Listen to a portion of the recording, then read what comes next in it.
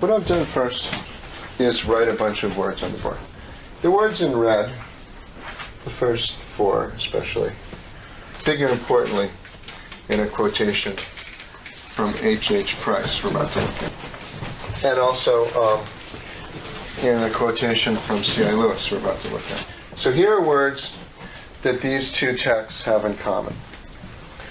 It's a little bit of a question just how to put the category which all these words fall into. But for lack of a better thing to say for a minute, let's call it all philosophical terminology. By that I don't mean that you can't find in the dictionary, an ordinary dictionary, or that your grandmother might never use some of these words. She certainly will use the word thing and the word present. She will say, that thing was not present when I left this house. But what makes it philosophical terminology is that when philosophers use it, it's functioning a certain register. These words deployed in a certain kind of a sentence. Anything present to the mind is such that. You don't actually have to know how that sentence finishes to know you're reading philosophy. It's not a quotation from grandma saying what she saw in the house. So these words, deployed the right way, express philosophy. You will find them in philosophical treatises by people as different as Kant, Husserl, Heidegger, Sellars, Bertrand Russell, Gottlob Frege, Ludwig Wittgenstein, and people in this department and people in my department. So, philosophical terminology. Here's terminology that actually functions. It actually occurs in the very limited selection from Price and Lewis that we'll look at just to constrain what we're looking at. Thing, sometimes talking about material thing. Present, to emphasize what they mean, they'll say directly present. That which is directly present to the mind is such that. Consciousness, directly present to consciousness, they might say. Given, that which is directly present to consciousness, I will call the given epistemic. It has a special epistemic status, such phenomena. Still haven't completed the sentence, but I've managed to use all these words quite easily. These are words that actually occur. They are related, they're, as it were, in their philosophical employment. Their use is cognate, or conceptually, internally related to lots of other expressions that also occur in Price and Lewis, and lots of other authors. So the notion of a thing, you could also have the notion of an object, objective. We want knowledge or thought that is capable of being of objects, or in touch with objects. The question of whether there is such a character that attaches to a particular thought or not can be taken to be a question of objectivity. Similarly for these other words, that which is present could be called a presentation. That might either be contrasted with or taken to be a species of the genus representation, focusing on this aspect of the issue. That which is directly present, philosophers will often speak about what is immediately present. Hegel will begin by worrying about that which is immediate and be described as a great foe of immediacy. Locke and Hume think more is immediate than can be. So that which is direct is contrasted with that which is indirect. What are we directly in touch with? What do we know not simply in virtue of what we're directly in touch with? So the immediate is contrasted with the mediate. Philosophers will say things like intuitions are immediate concepts, are mediate or mediated. So what is mediated? So these words immediately are connected to other philosophical terminology. Other examples are on the board. So all of these words, and I hope it's clear, I could make this list a lot longer. This is just a sample that comes immediately out of these passages. But I could give you much other terminology which functions a certain way in a philosophical register. And then what I want to say about this terminology we have on the board, but much else that's immediately related to. You can't stop with these words. These words immediately start yielding other words. What I want to say about this philosophical terminology to begin with is just the following, which is whether it's functioning in, and now I'm building on the last three classes, whether it's functioning in a Cartesian register or a Kantian register, makes all of the difference to how it works, what it means, what the philosophical issue is. So one thing this means, which I'll show you, hopefully already by next class when we look at Putnam and McDowell, is you can have philosophers who will say the very same thing. They utter the same sentence. But they are not talking about the same thing. Because one of them is construing the issue in Cartesian terms and one of them in Kantian terms. Putnam says, coming attraction, Putnam says, he agrees with McDowell that it's a great mistake to think our cognitive powers cannot be directly in touch with the things themselves. That's the crucial mistake. The crucial mistake is to think that our cognitive powers are only indirectly in touch with the things themselves. McDowell wants to say something like that, but he wants to say to Putnam, but the thing I want to say is completely different than the thing you want to say, even though our words are the same. I mean, McDowell doesn't get to the point of putting the issue that way, but he says, you've completely misunderstood me. I'm saying part of the reason he's misunderstood him is, though they both want to utter the same sentence, one of them's talking about a Cartesian issue, one of them's talking about a Kantian issue. But to see that, we need to see how this vocabulary itself can function differently. So what we're doing now, basically, is we started by just contrasting the Cartesian and Kantian problematic in very broad terms, just with some examples. Last class, we tried to come up with some features so we could distinguish these things a little more carefully. Now we're bringing the helicopter even further down. And we really want to look at a concrete example in philosophy of perception of a philosopher working through a Cartesian problematic in philosophy of perception, and another philosopher, exactly contemporary, across the ocean, in America rather than England. I don't think it matters too much to these purposes. Either one could have been in either place. Worrying about a Kantian problematic. And therefore actually worrying about something, a philosophical issue that has taken on a different shape. And what I want to show you is how this same vocabulary recurs, but it's doing a different kind of work. It's very easy to read these two philosophers and think they're talking about the same thing. I think one reason Kant and Wittgenstein and Heidegger, to take three examples, are often misunderstood is because people pick up sentences that can be given a Cartesian reading and assume that they are raising an issue that fits into a Cartesian problematic, when at least in those sentences, that's not what they're talking about. So this is where actually being able to see how these things function differently matters. So what we want to do now is look at this in a bit of detail. It's worth noticing just superficially how deep the similarities go. So the two passages that you have on the first page of your handout from Price and Lewis. Price's book is called Perception. Lewis's book is called Mind and the World Order. But the first few chapters are about a topic he's happy to call perception. The first chapter of Price's book is called The Given. The second chapter of Lewis's book is called The Given. These quotations are from those chapters with the same title. I could go on. But superficially, as you go on like that, you think, this is certainly the same issue, same words. Now what I'm going to say is that the Price quotation is concerned with a classically Cartesian problem. I mean, in a way, all he's trying to do here is reformulate the problematic of the first meditation in a contemporary idiom.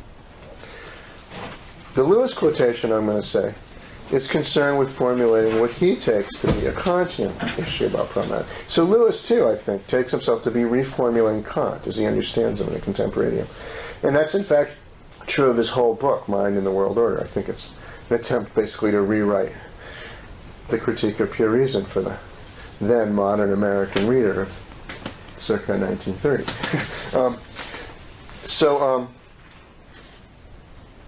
But I want to say that the resulting problematics from each of these philosophers, I think, understand the issue they're trying to talk about respectively quite clearly, are very different. I think the Lewis is much easier to get a grip on. If you've taken any philosophy courses, it's clear what the issue, I think the Price. Don't listen to what I say, listen to what I mean. I think the issue in the Price, I hope I'm not doing that too often, is much clearer and easier to get a hold of. It's a familiar philosophical issue. We'll go through it quickly, but I don't think you'll have too much trouble understanding it. The issue in the Lewis is someone I think is a pretty good reader of Kant. I think it's a lot easier for people to mistake. to fail to see what the distinctively Kantian problematic is, to turn it back into something that has a Cartesian form. So what we're going to do mostly today is talk about the Lewis, talk about the chapter which leads up to this quotation, try to get clear about it. And then at the end of today, contrast the Price and the Lewis and see really how different they are, despite their superficial similarities. That's the goal for today. But let's first start by just reading the Price, so we're familiar with it. When I see a tomato, there is much that I can doubt. This is essentially an attempt to re-perform the investigation of first meditation. It's not a fireplace this time. It's a tomato. We've got the tomato. There's much that I can doubt. So notice we've got a generic object, as I was calling it last class. A tomato. Not a special kind of tomato, a tomato. It doesn't say how far away the tomato is or what the lighting conditions are, but we understand the tomato is sort of right about here. There's no problem seeing it. So we don't want to get into questions about Price's eyesight, or questions about whether it's a sweet, granny, delicious tomato from Southern California. The issue is, what can I know in virtue of my senses? So the tomato is, in this sense, what I was calling a best case. And the issue then is doubt. Again, next step in our Cartesian features. We want to now see, given that we have a certain presentation, what is susceptible of doubt and what isn't. And that's essentially the topic of this paragraph. We're going in and sifting our experience, placing it under more rigorous philosophical scrutiny than Grandma usually does, and seeing what bends to the most rigorous philosophical doubt, and what, even in the face of that doubt, cannot be made to bend. So we start doubting. Well, here's a thing I can doubt. I can doubt whether it's a tomato that I'm seeing or not a cleverly painted piece of wax. This goes by quickly. But notice that if you understand this, you understand that you're being given something here that has the structure of what I was calling in the previous classes the argument from illusion. That is, the cleverly painted piece of wax is irrelevant if it's a decoy duck or even a wax model of a lemon rather than a tomato. We understand the cleverly painted piece of wax is something that's made to look like a tomato. And at that distance, in this lighting, you might mistake for a tomato. So that the worry is, yes, I would conclude here there's a tomato, but I might possibly be in a situation that's sensuously indistinguishable from this one. And yet, the basis for my claim that I'm a tomato is such that I am mistaken. And it's not a tomato. It happens quickly, but he's relying on this epistemological background for us to understand the point of the example of the cleverly painted piece of wax. So there's something, it is insinuating a doubt that it's actually a physical tomato beyond how things appear to me. That can be doubted. And the doubt has been insinuated in one sentence like that, given a certain philosophical background, through an implicit presupposition of the argument from illusion, an argument from indistinguishable cases, such that I cannot tell. Therefore, I cannot conclude it's a, we might say, real tomato. And the doubt goes further, really fast too, because he assumes you've already read some philosophy. I can doubt whether there is any material thing there at all. So I might be dreaming. I might be hallucinating. There might, 6 inches away from me, not be a wax tomato. There might be nothing but empty air. I'm lying in bed. Unless there happens to be a mosquito hovering.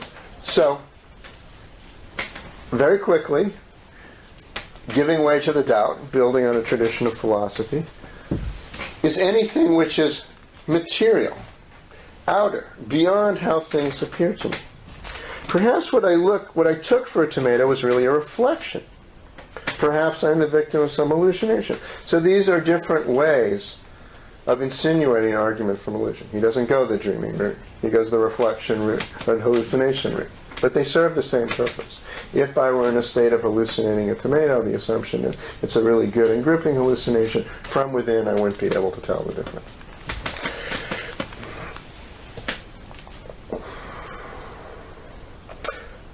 So, first few sentences, are saying what does yield to doubt.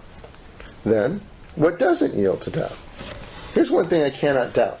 That there exists a red patch of round and somewhat bulgy shape, standing out from the background of other color patches, and having a certain visual depth. And this whole field of color is directly present to my consciousness. This is his complicated way of trying to bring out, and what he takes to be a phenomenologically gripping matter, that there is a field of appearance.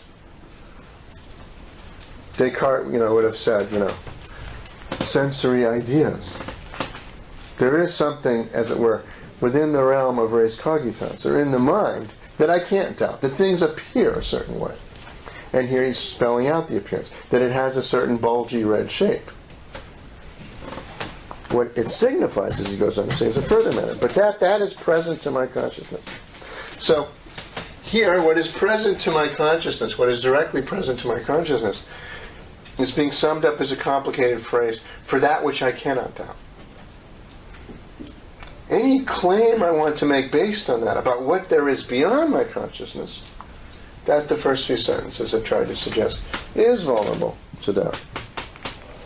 What the red patch is, whether a substance, a state of a substance, an event, whether it's physical or psychical or neither. These are questions we may doubt about. He's not saying at the moment. He's not a skeptic. Price is the end of the day like everybody else at this time in philosophy. He's trying to answer the skeptic. But, he's initially raising the issue, and he's going to give us a complicated story, which hasn't found many adherents, about how we can conclude based on what we sense that we know certain things. But initially, he's conceding that there looks like there's room for doubt here.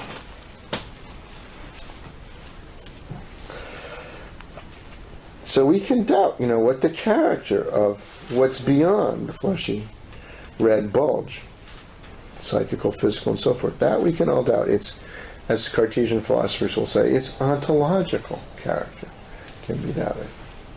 Its phenomenological character is just given. That there is something red and round, then and there, I cannot doubt, he says. Whether there's something persists even for a moment before or after is present to my consciousness. So present to my consciousness is being understood in this way that is temporally self-contained, as well as spatially self-contained. So he thinks as soon as something's in the past, it's no longer present. So even that is doable. I think, and it's a way of thinking that's hard to resist once you yield to other Cartesian premises. Whether other minds can be conscious of it as well may be doubted. And as we saw, whether there even are other minds, something that can be doubted. But that it now exists, that I am conscious of it. By me, at least, who am conscious of it. By me, who at this moment am conscious of it. That cannot be doubted. This is a way of fleshing out the substance of Descartes' cogito with respect to this particular presentation.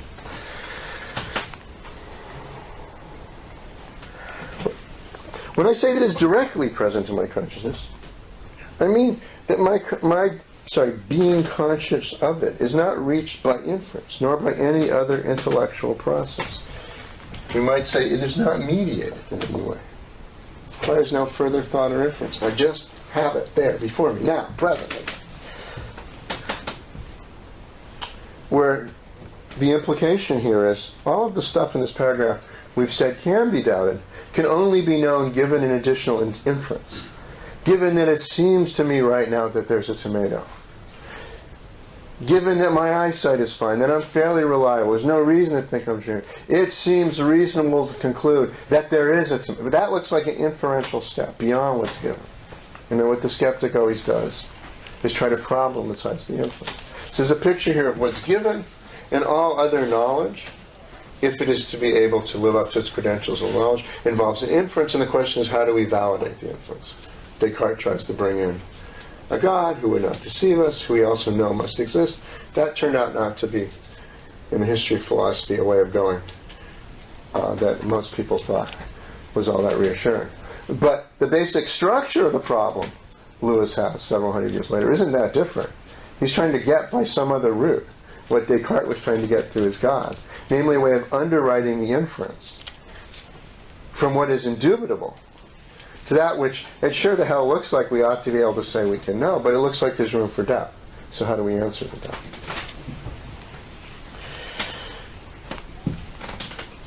It's not reached by inference, nor by any other intellectual process, if it's directly given. This peculiar and ultimate manner of being present to consciousness is called being given. That which is thus present is called a datum. So this whole paragraph is an explanation of what he means by the given. He's telling us what this word means in philosophy, for him and for others who are interested in this issue. It's the first paragraph of a chapter called The Given. It's the first paragraph of the book, actually. So we haven't read much Price, but we've gotten a few lines in, and we see that he's first trying to teach us this word, so we can learn what the book's about and what the issue is. So one of the things I'm going to show you is there's no less important word in Lewis than this word.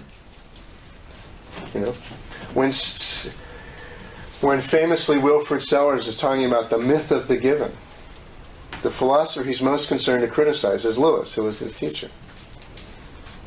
But you misunderstand Sellars if you think he's just attacking Price. Many people do. So you understand Sellars is fundamental problematic, like Lewis is a Kantian. So we want to see what this word means in Lewis. And a question that will ultimately be interesting, but we can't discuss now, is are these people just all writing really badly? Why is this problem? Why do I have to put all these words on the board and say, but they could be working this one register or this other register? You know, why couldn't Lewis have used a different word than Freud? Why couldn't have all the Cartesians gotten their act together and used one set of vocabulary, and all the Kantians, and then we wouldn't have this problem? Are they just really inobservant, and so they created this horrible problem?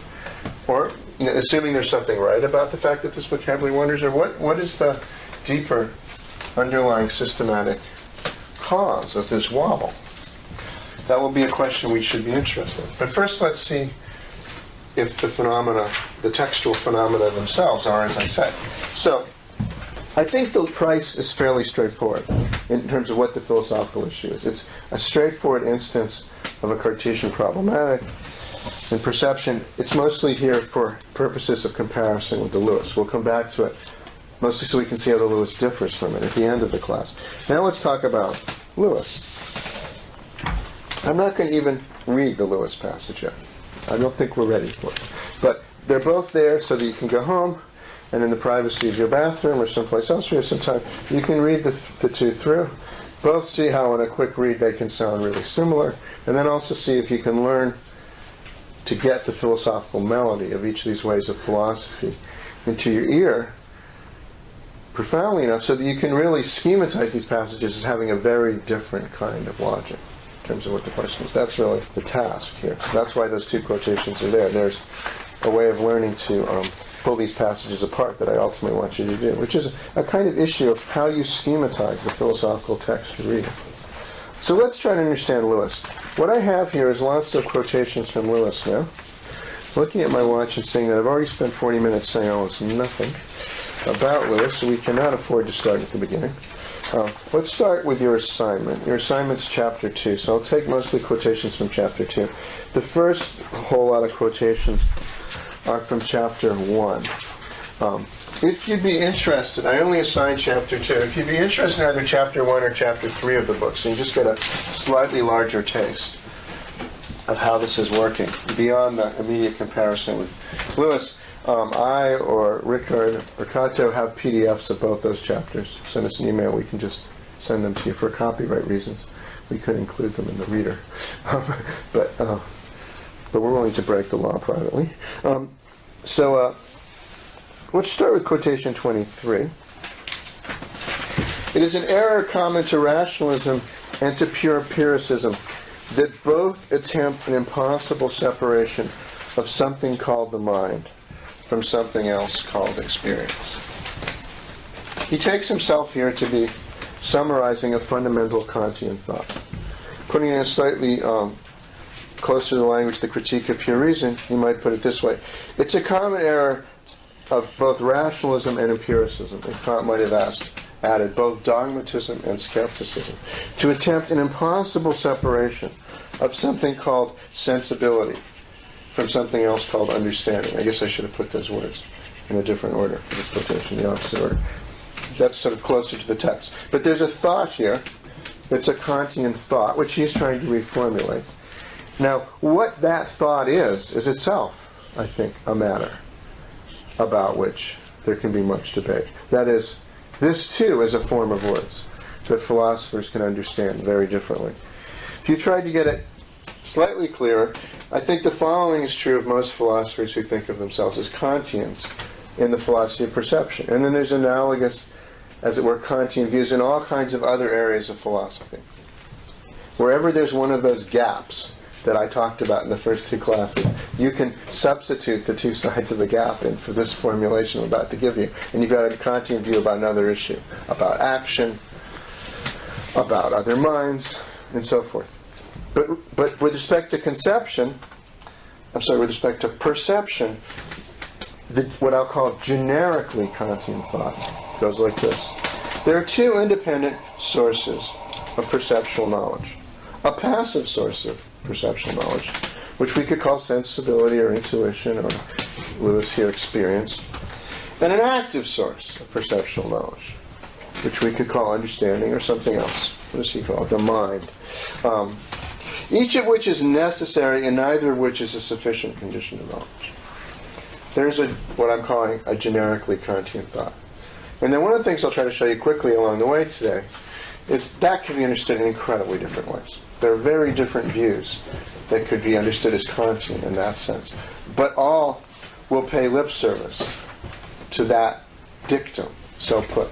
And therefore various quotations of Kant, like intuitions are blind, understanding, concepts are empty, what else? So the one question will be what this means, and that would also raise a question about which of these possible ways of fleshing out this generic schema is Kant's own. Should I say something else about that? No, better not. Keep going. So impossible separation. So both the rationalists and the empiricists make the same mistake. The empiricists think, first we start with the impressions. That already gives us a kind of knowledge. And then we refine it and build up. The rationalists start by thinking, we have these innate ideas. Already, a disembodied being, without any perceptual, has certain fundamental true beliefs, has certain clear and distinct ideas. But then, we can supplement this and enrich this with empirical content, and that helps us know certain kinds of things. But both beings take there to be a fundamental paradigm of knowledge. In the case of the empiricists, sensibility, as it were, allowing itself to have the world impress itself on our sensible faculties. And that already gives us impressions that are of things. It already gives us some kind of representational content.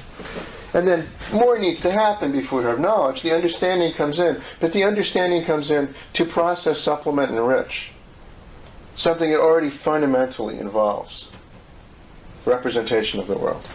Rationalists think, no, first of all, we have these different kinds of rationalists, but if you're Descartes, these divinely implanted, clear and distinct ideas. Those that we've been given those right off. 2 + 2 = 4. That is a truth which we can know in virtue of how we are created and the kinds of minds we have. Those will only get us thus far. That's a paradigm knowledge, mathematical knowledge, often for the rationalists. Now that needs to be supplemented and enriched, and we need to bring in the senses and so forth, to have a full edifice of physics. But the fundamental capacity for representing truths, for entertaining thoughts that are true of something, already comes with the structure of our mind. Kantians are going to say, I think this is true, it's so abstract, it says almost nothing, but this I think is true. Kantians, if they're really Kantians of an interesting thought, are going to think both sides have made a common mistake. Both sides think that one of these faculties, in isolation from the other, has the resources to deliver something that we can think of as cognition or representation or experience or thought. All of those forms of cognitive achievement require a certain kind of cooperation of the faculty that in each case is being privileged. So the empiricists and the rationalists are arguing with each other. They think whether they're innate ideas or something like that's a really important issue. They've missed the boat. The important issue is this fundamental separation. As we'll see in a minute, that's not to agree on very much. You can be a Kantian in incredibly different ways, having said that little. I've said very little, actually, but it might sound like a lot. Seeing how little it is, I think, will be important. What we have now in Lewis, but I'm not going to spend the time on it, but I just sort of direct you back to these quotations. These are from the end of the first chapter, which is why you might want to ask Richard to send it to you, is we have him saying, what specifically the mistake in rationalism and empiricism is. This in quotations 24 through 28, 24 through 29, and how each is the mirror image of the other. Certainly something in Kant he's getting right here. So he's going to think that Locke and Hume and Descartes and Malebranche have a similar kind of problem, which is due to this impossible separation. So the whole Kantian inquiry starts from a place where we're trying to clarify this common mistake that all of these people operating in the Cartesian register are making. That's the assumption of the Kantian. As we'll see, very different kinds of Kantians. But that much, I think, is part of what it is to be Kantian in an interesting way. Which isn't to say some readers of Kant don't read Kant as being still having a Cartesian problem. I'm not denying that about some. I'm not trying to capture all the commentators. I'm putting some demanding content into what it is to be effective. So Lewis is going to claim against the mistake of the empiricist, the mistake of the rationalist that you have in quotations 24 through 29. In quotation 30, towards the very end of chapter 1, the world of experience is not given in experience. So now Lewis is using the word given. And he's using it differently. Much, we will see that Price will say is given. Lewis is going to say isn't given. Price is going to say that red bulgy shape, that's part of what's given. Lewis, as a Kantian, is going to say red, bulgy, those are concepts. You couldn't even perceive something as red or bulgy if the understanding wasn't in play also. What is given is what your senses deliver apart from any exercise of the mind or the intellect. So what is given is less than Lewis thinks. Though he's describing the world of experience. The world of experience itself isn't just given. The world of experience is not given experience. It is constructed by thought from the data of sense.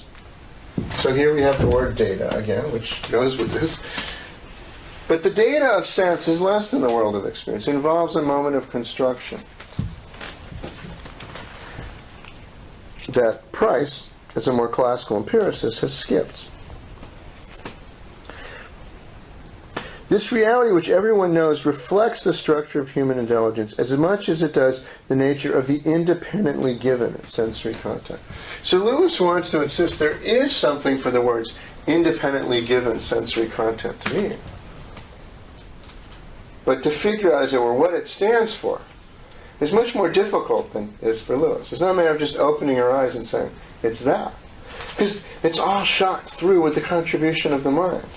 We need to first, now I'm tempted to say, separate that which the mind contributes from that which sensibility contributes in order to isolate that which is independent. But did he just say a few quotations ago back in 23 that the mistake of the empiricists and the rationalists is they both try to perform this impossible separation? So we need to understand Lewis in a way that's not, so he's not contradicting each other. He says independently given. That independently has to be consistent with the mistake all the other guys make, being one of impossible separation. It's very easy when you first pick up Lewis to think, this doesn't hang together. But I think if it doesn't hang together, it's not a stupid mistake. It's a very subtle mistake. So Lewis is aware of the problem I'm trying to raise here. And we will come to it.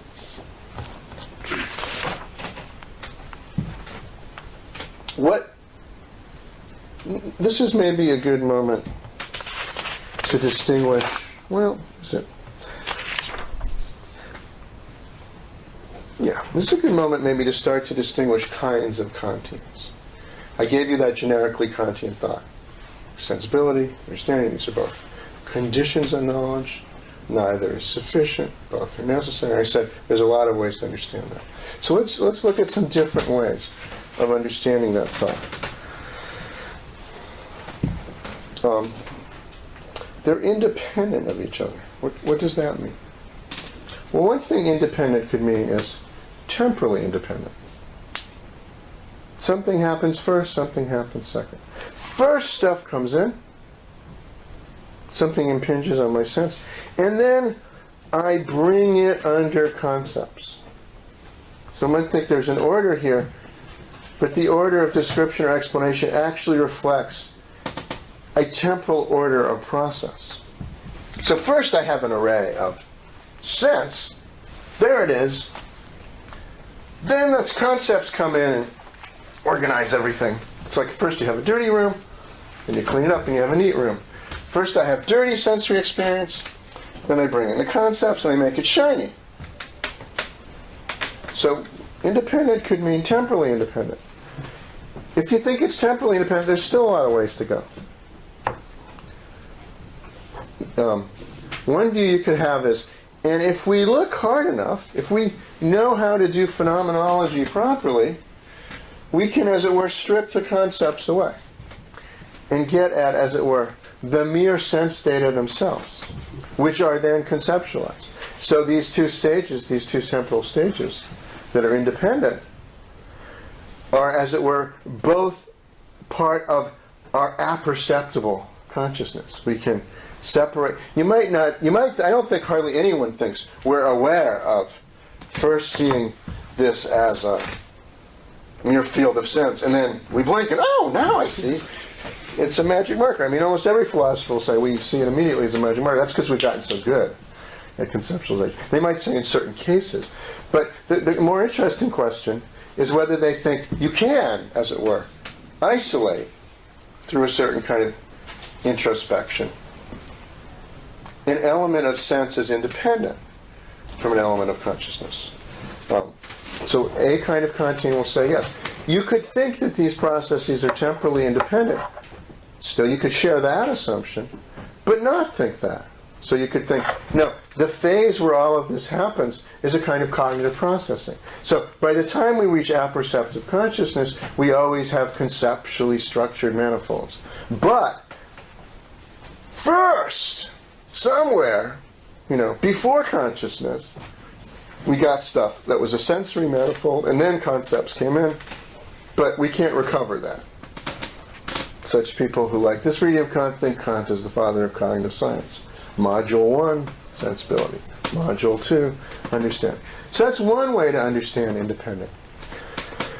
Another way to understand independent is not to think that these are temporally independent moments, but to think that they're logically independent. That is, it must be possible to distinguish in any cognitive achievement a contribution of sense and a contribution of understanding. It doesn't mean that as a matter of temporal unfolding, first we have all and only one, and then we have the joining of the B team to get the performance to then complete it.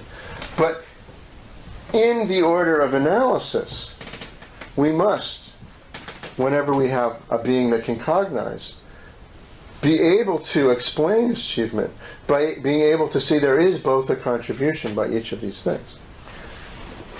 So, such a person could insist that experience itself is unified, but insist nonetheless there must be these separate contributions. And if we didn't have both of them, then we would not have knowledge. We wouldn't have a capacity for representation. We wouldn't have a capacity for sensory consciousness of an object, and so forth. That's a second way you can understand my dictum. What I'm saying so far, the dictum is neutral. Saying intuition's in blind and concepts are empty doesn't tell you whether first the one comes and then the other comes, or if it's telling you you need both, but you can't necessarily separate them. It certainly doesn't tell you, if you think they're temporally distinct, whether they're both introspectively distinct. Yet another way to understand the dictum, I think you can see there's a progression here in the ways of reading Kant. Yet another way to understand it would be from quotation 31. So actually, let's look at 30 for a minute. In quotation 30, you have Lewis arguing against the first way of understanding what the Kantian doctrine should be. So he doesn't think that The datum our philosophical study is a blooming, buzzing confusion on which the infant first opens his eyes. Not the thin experience of immediate sensation, but the thick experience of everyday life. So you might have a kind of being who is only capable of what he calls thin experience here. Experience that is in no way conceptually ordered.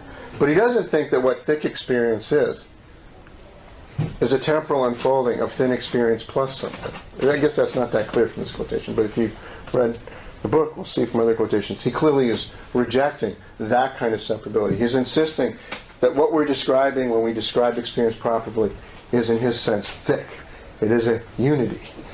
In this respect, his phenomenology, I suppose, agrees with Husserl's, if you will.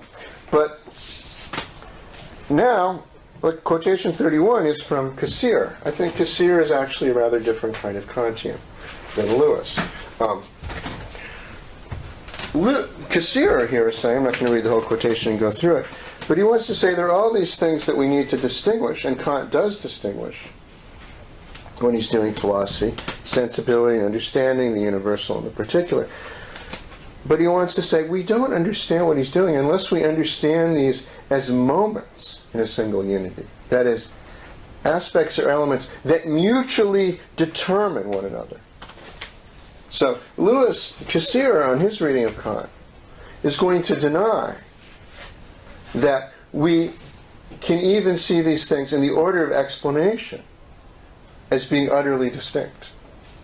The thing we should mean by sensibility, if we're talking about something that's a kind of faculty, is a kind of sensuous awareness that only a being with concepts have. It's not the thing the child has plus concepts. The thing the child has is not yet a kind of cognitive faculty. And similarly the other way. So that he wants to say we haven't even identified the right kind of elements unless we understand those elements as themselves already involve a certain kind of mutual cooperation. So these are moments, aspects, abstractables but not extractables. To quote that something that Gilbert Ryle says in a very different context about philosophy of language, but as you've already seen me say, the issues in philosophy of language are not that different than the issues here. Philosophy of language issue is, are sentences made out of words? There's an issue. Or do the words only mean what they mean in the context of a sentence? And there's different kinds of views you could have about independence, and whether it's temporal, or whether it's explanatory, or whether you have a certain kind of holism, you can't have the one without the other. Kant didn't think about that issue, but there is a Cartesian versus a Kantian, or if you will, an atomist versus a holist issue about that, which has the same structure. It's the one in perception. So Cassirer has a view in which it would not be right to say, as Lewis does in the bit I've underlined in the previous quotation, that that which is given is independently given, is independent the contribution of the mind. Cassirer, in this respect, has, if you will, this is just a piece of jargon, it can be misunderstood, but has a more holistic reading of Kant than Lewis does. Lewis is in the middle with respect to these three kinds of Kantians. There's many more than three, but I just gave you three where Lewis was to the right of one and the left of the other to help you locate Lewis. We're trying to understand now. So Lewis does think that it's important to retain a sense of givenness. The senses make a contribution. What comes through senses is given. Is not spontaneous or active like that which is contributed in mind. But it is independent. But the sense of independence is still not a Cartesian one.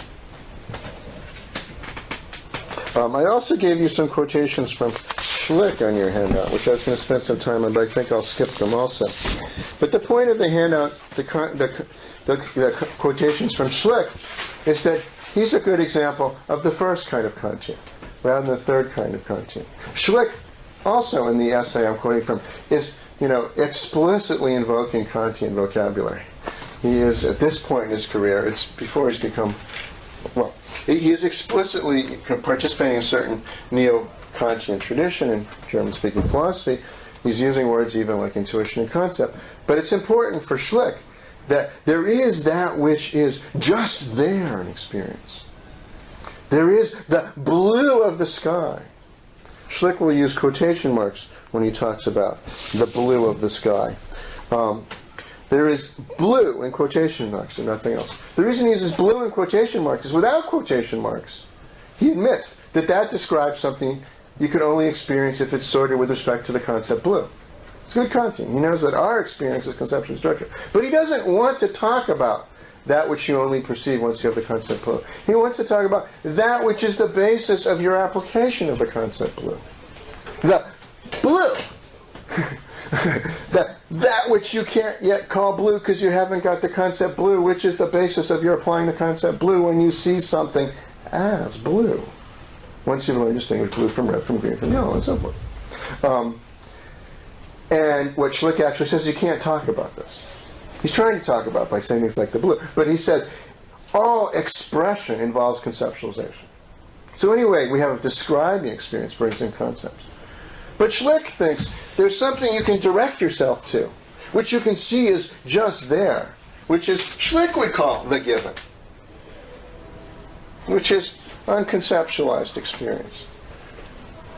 Lewis will say, different kind of Kantian, you can't do that. Our experience is thick. But he'll say, Lewis is wrong about the nature of experience. What kind of argument is this? They're all arguing about what you cannot help but admit if you just look. But they have very different views about this.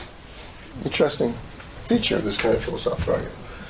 They all think the Cartesians, or the Empiricians, or the Priceans are wrong about this. So there's something they all agree about, too. Lewis thinks, if you just look, you've already got concepts involved. He thinks Schlick is right, that there must be an independent contribution from sense, which is that which is, if you will, merely given. But he doesn't think we can isolate it from experience. So, at least not isolate it that way. The quotation, which we have paired here, with the Price quotation at the beginning of the handout, is his attempt to show us how to do what we can do, isolate. That's what the quotation's about. Cassirer thinks they're both wrong. There is nothing which is independent in that sense. There is a unity which we can characterize a certain way and see has these mutually determining moments. But neither moment could be the moment it is. Nothing could have the aspect of sensory consciousness of an object without a contribution of concepts. Nothing could be a substantive concept without sensibility. So in Cassirer's reading, intuitions without concepts are blind, concepts without intuitions are empty. But Cassirer would say, what is a blind intuition? It's not a kind of an intuition. Any more than a blind person has a kind of sight. They got other senses. They ain't got sight. And an empty concept isn't a kind of a concept. A concept has to distinguish some things from other things. If everything or nothing falls under it, it's not a concept. If I try to teach you Blick, but it turns out everything is Blick, or nothing's Blick. I haven't taught you an empty concept. I haven't taught you anything. Says Cassirer. Lewis is in the middle here. Seeing that people are going to want to be in the middle is part of seeing why Kantianism is a difficult matter. Lewis is going to look over at Schlick and think, this is still too Cartesian. This is falling back into the problems of empiricism. You haven't understood Kant's critique of impossible separation. If you just think you can open your eyes and have sensibility apart from understanding, you just think it's two temporal stages given like that. But he looks over at Lewis, he looks over at a reading of Kant like Cassirer's, and he thinks, that's what he will call vicious idealism.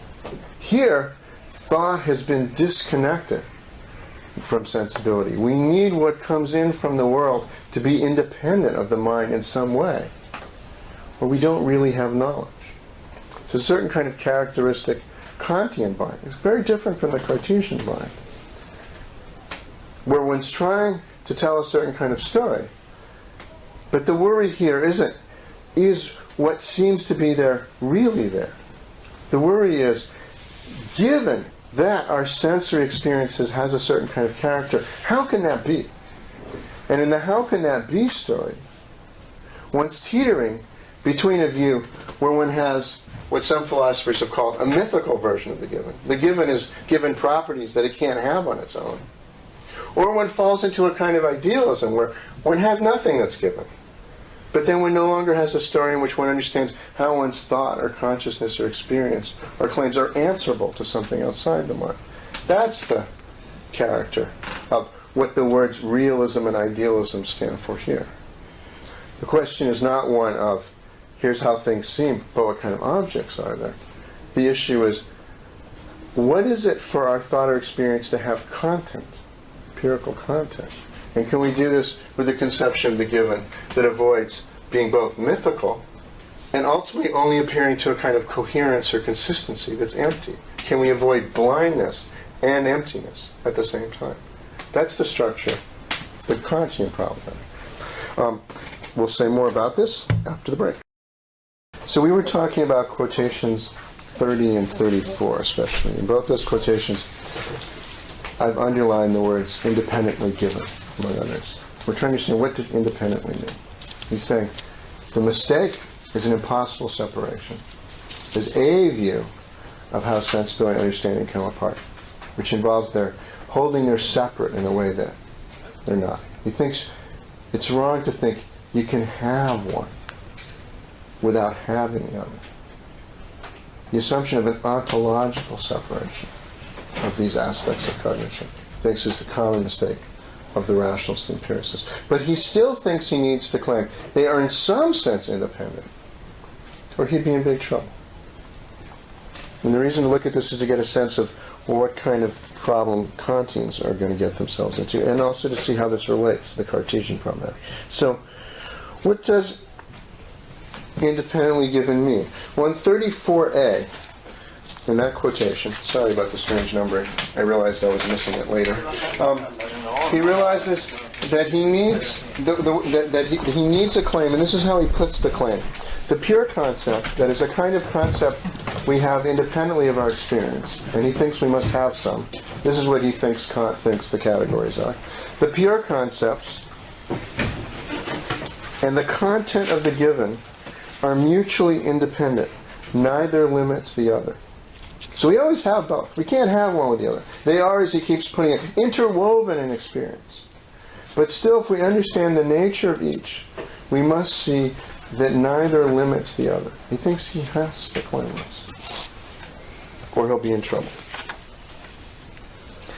So, Lewis still holds a version of what I'm going to call a two-stage model of Kantianism. The point of introducing a terminology of a two-stage model of Kantianism is to try to bring out, for all of the differences, a structural homology between the kinds of Kantianism we're looking at today and the kinds of Cartesianism we looked at in earlier classes. The details are different. That's part of the whole point of this class. But there's still something structurally similar going on. In all the kinds of Cartesianism we looked at, we saw there was a gap, and a near side and a far side of the gap. And that one side of the gap always had to do with the mind, or contents that only a thinking being could enjoy, like, say, intentions, meanings, or aesthetic significance. And the far side of the gap was always something like the world as it is in itself, apart from conscious beings. You might call it the non-natural world. Most understanding of the natural. So it was what's outside my mind as opposed to inside it that's causing the perception. His body as opposed to his state of feeling. The mere marks or signs themselves as opposed to their meaning. The bodily movements as opposed to the intention that caused. Each form of Cartesian, there was some gap like that. And we saw the Cartesian doubt always raised the question about how we bridge the gap. We also saw examples where the problem about what to bridge could involve starting on one side or the other side. But the structure of Cartesian problems is always one of bridging such a gap. Well, now we're talking about Kantianism. It has a different structure. That's part of my point. But there is, in these different kinds of Kantianism, still an issue now, not of two different realms exactly, but in trying to understand how phenomena such as thought, experience, meaning, in this case, perceptual content, empirical content of experience, is possible. In the analysis of it, it looks like we need to break it up into elements. And it seems natural to construe these elements as in some sense involving stages. stages of what itself is part of what's at issue here. But just to use a weasel word for a moment, let's say something like stages of processing, stages of cognition. Now, we've seen different two-stage models. I've just mentioned three. There are many more possible than three. What I'm interested in is the structural feature of these views at the moment. One kind of two-stage model is what we might call a subpersonal model. They're the bare, uninterpreted data of sense. Those come in. Qua uninterpreted data, they're not recoverable in consciousness. That's sub-apperceptive, or that's, as they say now, philosophy of mind, cognitive. It's a stage of cognitive processing. Subpersonal, modular. If you think it helps to use fancy modern language instead of old-fashioned philosophical language. And then there's what often gets called interpretation, or conceptualization, or schematization, or whatever you want to call it. And in very modern debates, this is often called something like, non-conceptual information and conceptual processing. If you want to use something more like Gareth Evans' way of talking about this. But so, there's a second stage, then, in which this is processed. And then this gives us a kind of content that can be true or false, and we can, if we're talking about perception, have as a content of experience that bears on the world, and we can think of it as being true or false, and so forth. That's one kind of two-stage model, what I call the subpersonal model. Here's another kind, and there are versions of readings of Kant like this. Interestingly, they're mostly more recent. Well, Norman Kemp Smith, I think, is the first version of this. That goes back to the 30s in Scotland. But these have become much more fashionable. So a certain kind of philosophy of mind became fashionable in the English-speaking world. So there's now people like Patricia Kitcher and people like that who read Kant this way. Second two-stage model, I think this is a more standard reading of Kant, both in the German and English-speaking world, where the two stages represent temporally successive phases of the conscious process of cognition. So in this way of understanding, you have intuitions, you bring them under concepts. But there's some initial thing. You get into trouble with this as a reading of Kant, because then later on Kant says, well, the very unity of an intuition presupposes the logical functions of judgment. Looks like an important conclusion in the first half of the deduction. But then often what Kant commentators will say is, got to be careful. You got to draw a distinction between two kinds of intuition. There are the unconceptualized, bare intuitions. He was talking about those in the transcendental aesthetic. And then later on, there are the process, conceptualized intuition. Those are the ones he's talking about later. Problem with that is you start thinking about it, you realize you don't just need two kinds of intuition, you need two kinds of manifold, you need two kinds of synthesis, you need two kinds of rule, turns out, two kinds of everything. And he hasn't marked any of this. So the book starts becoming really hard to read, because you have to make it up. Oh, that's why we need commentators. That's one attitude. Another attitude is maybe we should start reading Kant again, see if we can do better. But at any rate, as a view, whatever its merits as interpretation, there's a second two-stage model, the temporally successive model. Third kind of two-stage model, this is all we need to understand Lewis, is Lewis's kind. These are not distinct temporal stages, they are not distinct levels of consciousness, but nonetheless, he's trying to make a weak a claim as he can, because he knows full well that the other versions get into trouble, both as interpretations of Kant and especially as views. In fact, he thinks their views Kant criticized. And I think he might be right about that.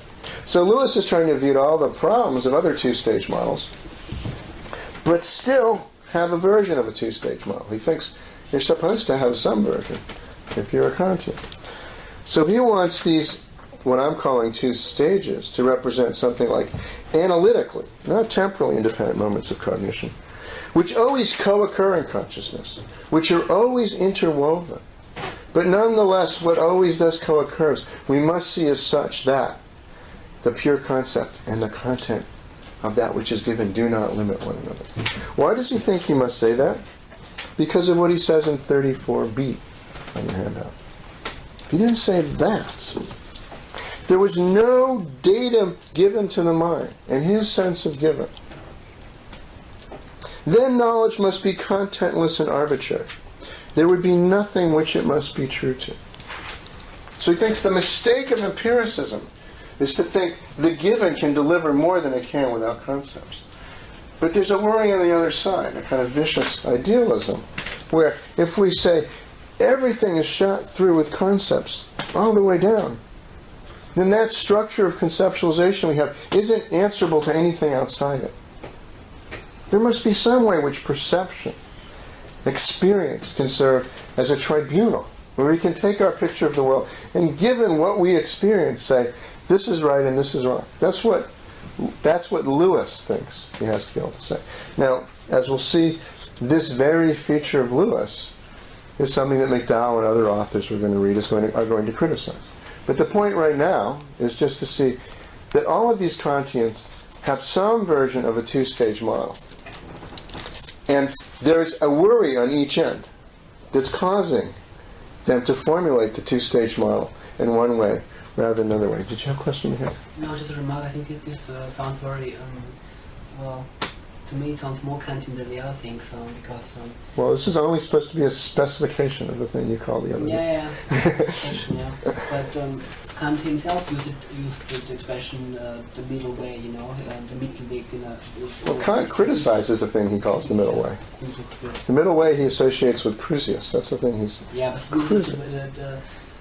what is true is critique is always a tribunal, where we try to respect the claims of both sides. Yeah. But the way to do that isn't just to go through the middle, because that doesn't work.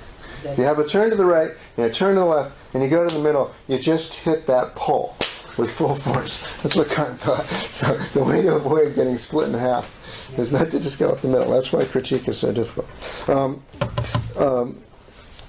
So quickly move forward, please.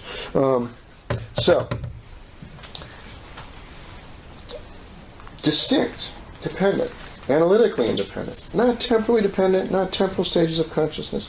So in what sense independent? Well, how do we recover the independence? Not through introspection. We saw he thinks that's not going to work. Schlick is wrong about that, as he thinks many other philosophers are. Lewis's word, it's a word that occurs a lot in Kant, one might add, is abstraction. It's through a process of philosophical abstraction that we recover. We see that in order to give a coherent account of knowledge, there must be these independent elements. And we can cover them through a certain kind of exercise of abstraction. 38 on your handout. He's criticizing a certain reading of people like Fichte, certain post-Kantian idealists, Hegel. He says they're misunderstood because they're taking to deny the given as such. But he thinks good idealists aren't denying the given as such. They're denying that the given could ever be independently available in isolation from concepts. They're denying that the given is a separate element of experience which you could apperceive as such. Experience is shot through with concepts. You never have the given except conceptualized. Nothing is ever given except as this way or that way. And that always involves concept. But that's not to deny the given, he says. The given, he says in quotation, so in quotation 38, he said, the denial of the given is not obviously necessary to any of the characteristic theses of idealism. Indeed, an unqualified denial of this element in ordinary cognition is sufficient to put any theory beyond the pale of plausibility.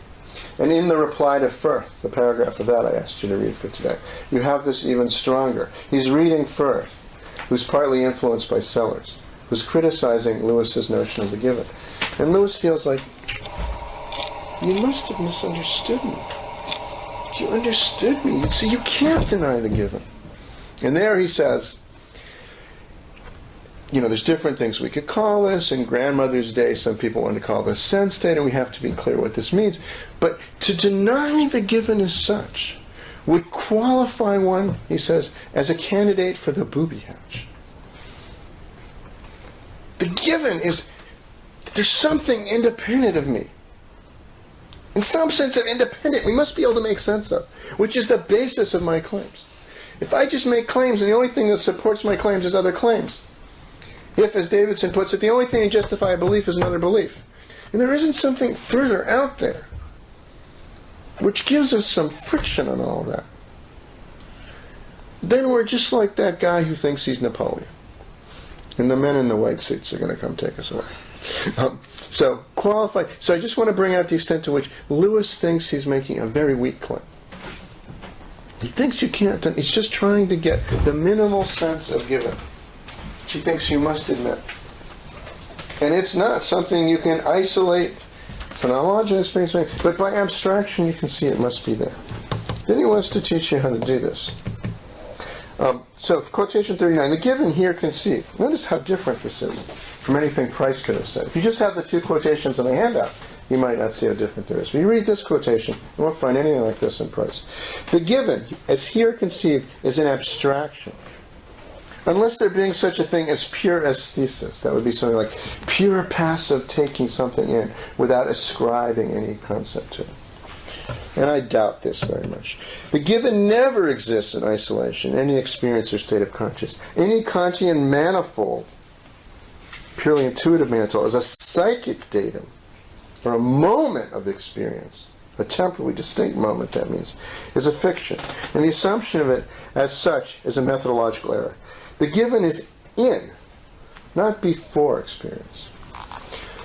So this is very different than Price. He's just going to characterize that which is given from that which is not. The red bulgy part, we don't know what's beyond it. No, he can't do that. Very different notion of the given. The elements, both the conceptual elements, that which is the contribution of the mind, and the sensible elements, that which is given, must be arrived at through abstraction, through a certain kind of philosophical reflection on the conditions of the possibility of knowledge. He takes this to be an understanding of what Kant's doing, appropriately liberated from a Cartesian framework. But Lewis does think, this is where he still has a two-stage model, that through an effort of reflective abstraction of the right sort, we can isolate that moment in our experience which is purely passive, which is simply that which is directly present, if you will, or product of sense. In some sense of isolate. Here's Lewis's first quick characterization of what we're trying to isolate. When we're trying to, as it were, abstract the given, what are we after? Quotation 40. There is in all experience that element which we are aware that we do not create by thinking and cannot in general displace or alter. At first approximation we may designate it as the sensuous. So I see this as a Samsung mobile phone. Samsung mobile phone, those are incredibly sophisticated concepts, actually. I dropped this in front of a native of the jungles of New Guinea. He will not suddenly see a Samsung mobile phone. He might see a funny, smooth object. Might even think artifact, as opposed to something that grew in the ground. But not Samsung mobile phone. If I look at it, I see a Samsung mobile phone. Gee, I see my Samsung mobile phone. Lewis will say, Samsung mobile phone are three concepts that I have acquired, which organize my experience. Yet I am aware of the fact that there's something in this experience which isn't just the product of my thinking. That I so experience this has something to do, which is something outside me, which is eliciting these concepts. He doesn't think I can give you words or a description for that which is unalterable in my experience. Any such description would involve concepts. He agrees with Schlick about that. But he also thinks there isn't any sort of, as it were, stratum, which you can sort of peer the way Schlick wants to really hard and get at the silver of the phone, which doesn't involve any concept. He doesn't even think that. But he still thinks, nonetheless, we're aware. He's trying to give you as philosophically unloaded a notion of given as he can. We still are aware that there is that which is given.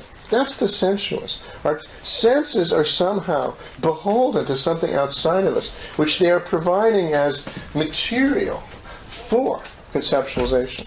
And that is part of our experience of this, as opposed to, say, when I imagine a wonderful dog I had for 20 years that died 6 years ago, and I picture this, I call up a picture of this dog.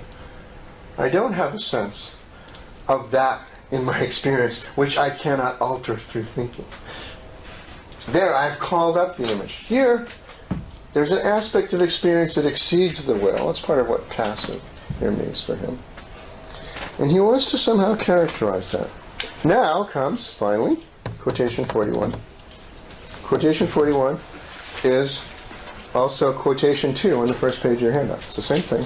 We just arrived at it through the Lewis. This is the thing I paired with the Price. If you just read this together with the price quickly, you might think the same topic. In the context we've built up to it, we now see it's involved in a very different exercise than anything Price is doing. The point of this passage is not to help us see what is susceptible and what is immune to doubt, so we can raise a Cartesian problematic about what is really there beyond what appears. The project here is to try to show and try to get clear about what the given element experiences, and to isolate that and show that it's isolatable, where it has a character completely unlike anything Price has in view. That's what he's trying to show us how to do. Pretend this is a fountain pen. This example is about a fountain pen. So, in both cases there's an object, a tomato, a fountain pen. But I'm going to say they function very differently. Lewis's fountain pen is not a generic object. I will claim a little later. I have a fountain pen in my hand. When I so describe this item of my present experience, experience, by the way, is a word that could have gone in this as well. Present's already up there. Lewis is aware of this problem, so he will say what Price is calling is what I'll call thin experience. That's not what we should mean by experience. We aren't capable of thin experiences, he'll say. Small children are. And the thing that the thing Price describes, Lewis will say, is neither our thick experience nor something a small child could have, but a philosopher's invention. So I describe this item of my present experience. And when I do this, when I say fountain pen, I make use of terms whose meaning I have learned. He's making the same point about the fountain pen I made about the cell phone. Fountain pen, too. You need to learn. You need a lot of concepts. You need the idea of writing. You actually need the idea of script, reading. Fountain pen is more a particular kind of Stift. Do we have a word for that in English? Writing implements. Instrument of inscription. We don't have a good concept there in English, I just realized. Do we? A different kind of thing to write with. Fountain pen. So, in order to see this as a fountain pen, I have to acquire concepts. Fountain pen itself, my experience of this qua fountain pen, involves much more than just the given.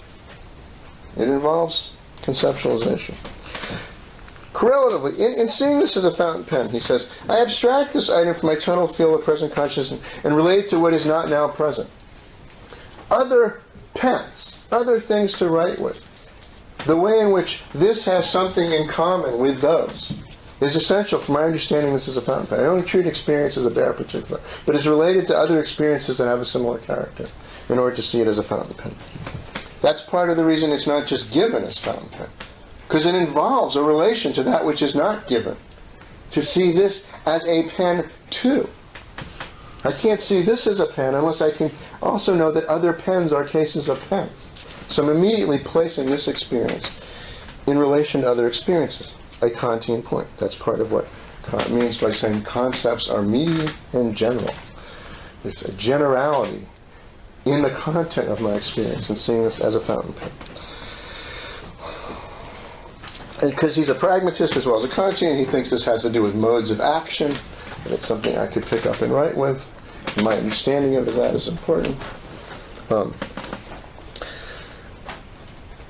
He says, it might happen that I remember my first experience of such a thing.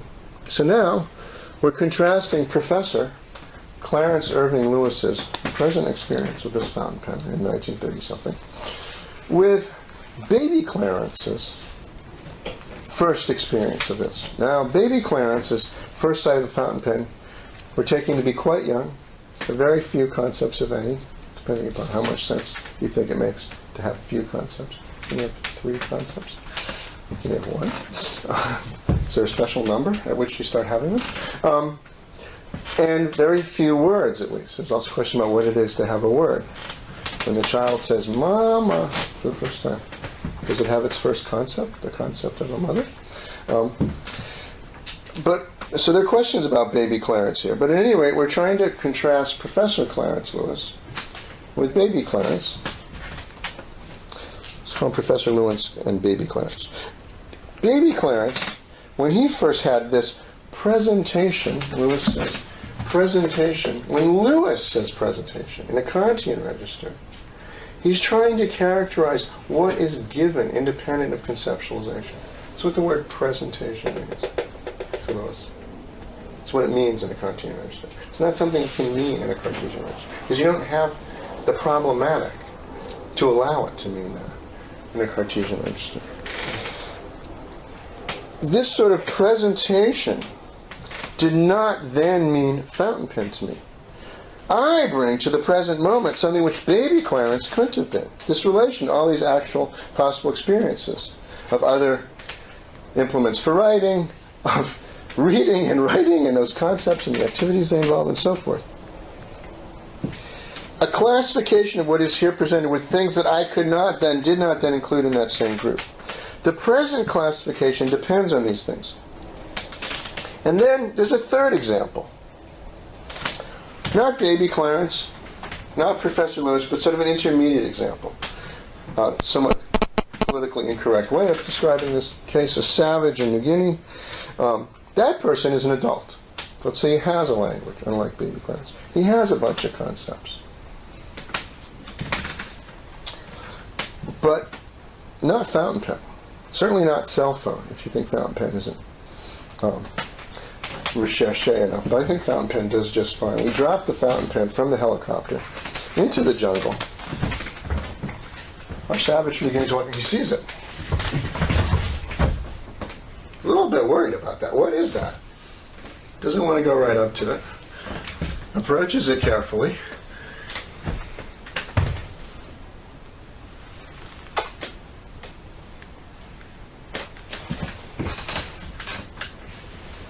Savage from New Guinea lacks those habits and interests. He can say things about it. I actually can't tell you what he can say about it. That's an important point. But maybe he has concepts for things like man-made, not plant. Maybe he's a little bit worried about whether it has certain magical powers. That might be an urgent question for him. Isn't for me. But he can bring it under concepts. He has an experience, has a more determinate experience, Lewis would say, than the child can have. But his experience of it is quite different than Professor Lewis's. But now here's the question Lewis wants to say. Lewis wants to say, there must be something which is common across those three experiences. You have baby Clarence, savage from the beginning, Professor Lewis. Those three experiences, even here, Lewis is incredibly careful. He admits there's a bit of an idealization because their eyesight might be a little different. They're looking at a slightly different angle. Maybe the sun's a little brighter in the beginning. So there might be aspects of the sensuous field of experience that is slightly different. So he's not saying they're numerically identical experiences, but he wants to say there must be a sensuously, qualitatively common character that these three experiences have, which is the basis of the child experiencing it as maybe smooth, biteable, and the native experiencing it as extremely remarkable, maybe artifactual, maybe magical object. And the professor thinks, there's something which these experiences have in common. Lewis is very careful. He's not saying we can now recover an experience, some stratum of experience, which is that which those three have in common. We can't strip off fountain pen and slap on the native's concepts. The only concepts we can experience things with are our concepts. Try thinking with someone else's concepts. You can only do it if they're not just not yours. That is, your experience will have had to change in order for those concepts to be available to you. But he wants to say still, even though we can't describe what's in common, even though we can't recover experience, we can postulate, we must postulate, as a matter of philosophical necessity, a commonality across these three cases. So his attempt to isolate the given is not to give you an example of the merely given. You can't do that. It's much more complicated than that. So let's now look at the next quotation in your handout, 42. In whatever terms I describe this item in my experience, I shall not convey it merely as given. So he's not trying to describe the merely given. He can't do that. He's going going to give you some concepts you and I share. If we don't share them, you don't understand them. And if we do share them, it's not merely the giving. But I shall supplement this by a meaning which has to do with relations, in particular relations to other experiences. The infant may see it much as I do, that is, there's something in common, but he will still mean none of the things to him I have described as being. It won't mean something to write with, for instance. It won't even mean something not to eat, unfortunately, if the infant's small enough. But for any mind whatever, it will be more than what is merely given, if it is noted at all. Takes us to be a deeply Kantian thought. If you've so much as noted it, if it can so much as figure as what Kant might call an element in a unity of apperception, then it's already more than a bare intuition. It's already more than something that's merely given. But this doesn't mean that there isn't, Lewis is trying to argue, against a certain kind of, he thinks, hyperpolarization, misunderstanding Kant, nothing given. There's something given, which he's trying to isolate to this thought experiment. We must, quotation 43. I hope it's clear that this passage can be read, among other things, as just a straight critique of the Schlick passages we have. So in quotation 43, we must distinguish the given from the object which is given. The given is presentation of something real, in the normal case at least. What is given is this real object. But the whatness of the object involves categorical interpretation. The real object is known is a construction put upon this consciousness of it, and includes much which is not at the moment given in the presentation. This is all to bring out how, in a sense, elusive given is. But nonetheless, he wants to say, if you keep reading, there is, to be sure, 44, this is part of the original quotation in the first page, I think, something in the character of this thing as a merely presented colligation of sense qualities. That complicated mouthful is his attempt to give a philosophically unproblematic gloss on the given. What is given is a colligation of merely presented sense qualities, which is for me always the clue to the classification or meaning. Part of what Lewis is concerned with here, in avoiding what I was calling vicious idealism, is that there is something which is the basis of my using the concept, which guides the concept, which makes the use of the concept correct or incorrect. Thinks if we don't have that, we're in big trouble. There's got to be something that grounds our use of concepts that isn't itself merely part of the realm of the conceptual. To put this in McDowell's language, to anticipate for our next class, he thinks the realm of the conceptual has to be constrained from the outside. The realm of the conceptual has to be understood as bounded. There has to be something outside of it which constrains our use of concepts. But he's very careful. If you read on in my quotations in the chapter, he'll say we cannot identify the given with what he calls an individual presentation. An individual presentation, he says, is an historical event, and as such unique. If you're really, really careful, he thinks, every time you look at this phone, it looks slightly different. The angle's different, the lighting's different, maybe even the color has worn off a little bit. There's all kinds of ways. So it's not what we're saying. They're exactly the same sense experience. So even at this level, it's not identity. Cartesian chromatic is always about identity. Here it's about a certain kind of numerical identity. And how do we tell whether these things are numerically distinct or not? Here there's an issue about there must be a qualitative similarity, which is the basis. There must be some way in which there are sense qualities that are the basis. There must be something the same about this experience of the cell phone and, close my eyes, open them.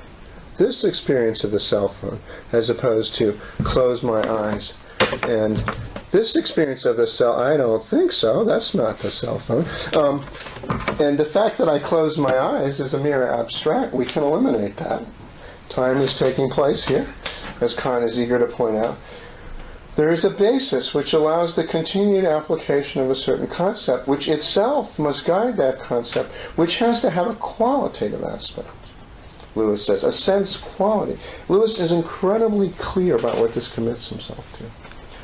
So what he says is that we need to distinguish, if you read on in the chapter, universality of concept from what he calls universality of the quale, plural, qualia, a word that's now very common in philosophy, coined by C.I. Lewis in his book, and mostly misunderstood. Lewis is using the word much more rigorously than people do now. That is, he understands how expensive this concept is. Most people who talk about qualia describe your qualia in ways in which Lewis would say, those aren't qualia. You've imported all of these concepts, your characterization of experience. Your qualia are a lot harder to get at than that. So he's going to have an immediate Kantian critique of the contemporary employment of the term. But people want it, it's something that he already wanted. That is, there has to be some generality or universality built into the character of experience that if it's going to guide our application of concepts, there's going to be a normative basis for using concepts that's correct or incorrect, which is not itself a condition of already having acquired the concept in question. Otherwise, we have this vicious circularity, which will leave all of our thought without content, he's afraid. So he distinguishes between what he calls the universality of the qua, or the sense quality, and the generality of concepts. This he sees. So you have Lewis at this point working very hard to try to say what the crucial assumption underlying a coherent Kantianism is that he thinks people have missed. And unless you understand Lewis is making this claim, you won't understand what Sellars and people like that are criticizing. Because it's this distinction that Sellars is criticizing. That is, again, that next step in analytic philosophy depends upon this Kantian frame. The tendency is to pick up these books often and read them as they have a Cartesian format, or just to make a big mess out of it. Lewis is incredibly clear about what this would involve, up to a point at least. So he thinks that there must be some sense in which there's a sensory capacity to recognize things as having the same sense quality, again, which isn't the same thing as recognizing things as the same again in the sense that they fall into the same concept. We talk about being the same again, or experience having a certain consistent character. And you see, there's two different issues here that needs to be separated, Lewis wants to say. Yeah, in order to have experience as we have it, we have to be able to acquire concepts like pen and use them and say, this is a pen. And concepts can be incredibly abstract.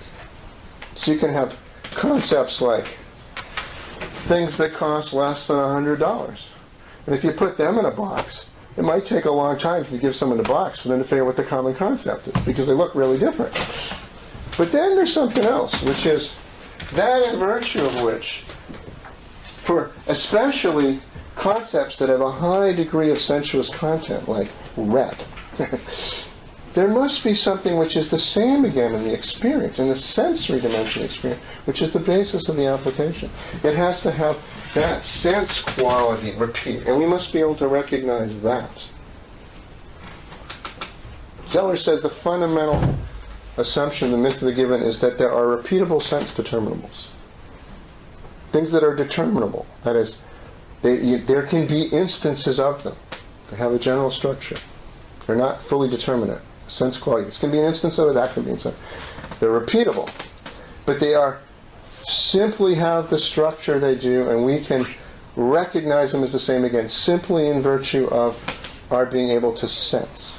That's the crucial assumption. And he's quite right that Lewis is making that assumption. Sellars wants to criticize it. Lewis is saying, you gotta make it, or you'll fall into vicious idealism. There's a lot more to say about Lewis, but what I want to do now instead, sorry that we didn't get further in the handout, the rest of the handout is really quotations where he's trying to flesh out this notion of a sense quality, which is what the given really is, and why we must have it, and why we can see we must have it, and what its character is, and all the things we have to do not to misdescribe it, not to mischaracterize it. We better not identify it with a particular sense presentation. It's not particular, and so forth, all the mistakes. So let's now just quickly go back to the price, contrast the price and the Lewis, and I'll stop, hopefully close on time. And then if anybody has questions, I'd be glad to stay and talk about them.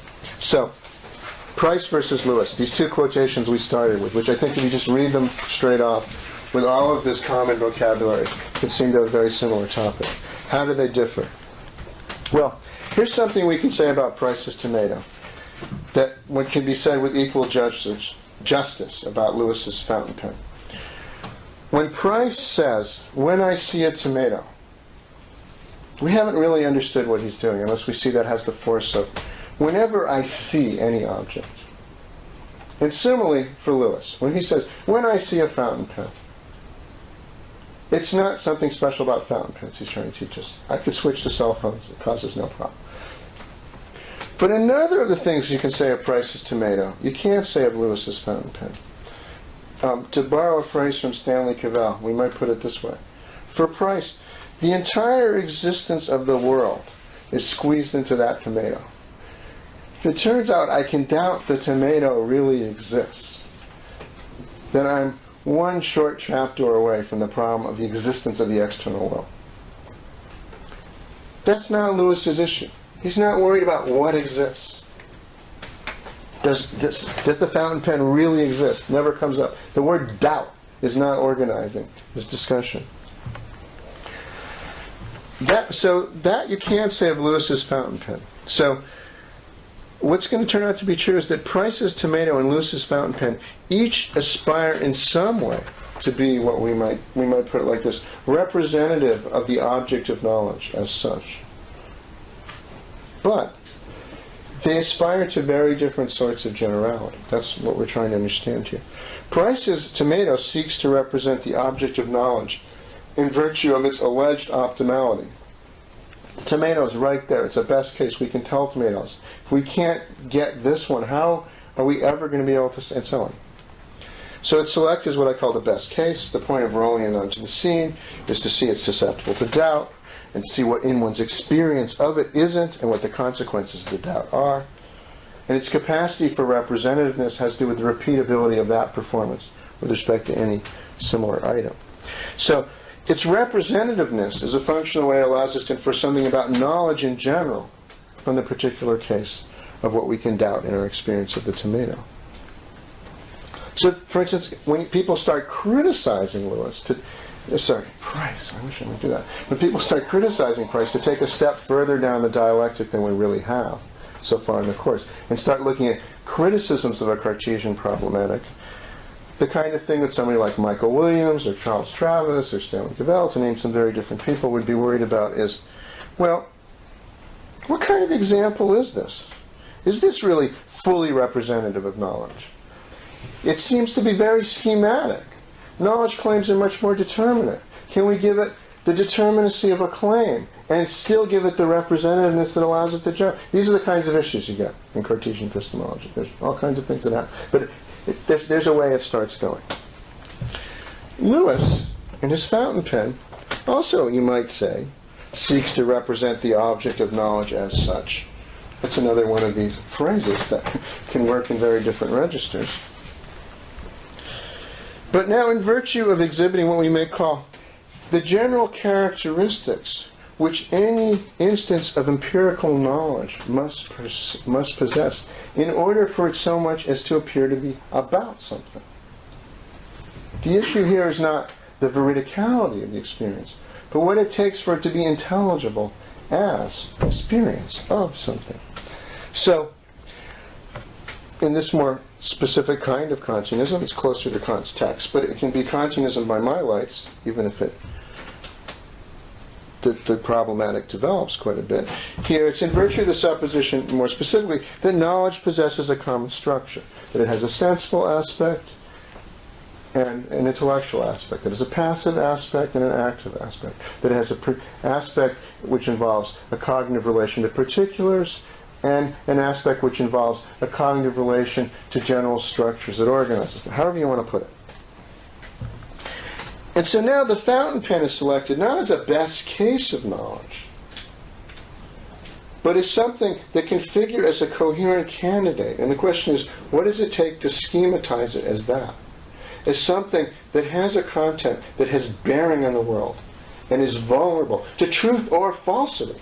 The issue about empirical content here is an issue about how it could be that I was wrong in thinking it. Just, how could I have a false experience? So it's not offered as an exemplary instance of knowledge, but just as a specimen, a sort of thing that can figure in a claim to knowledge, even a false one.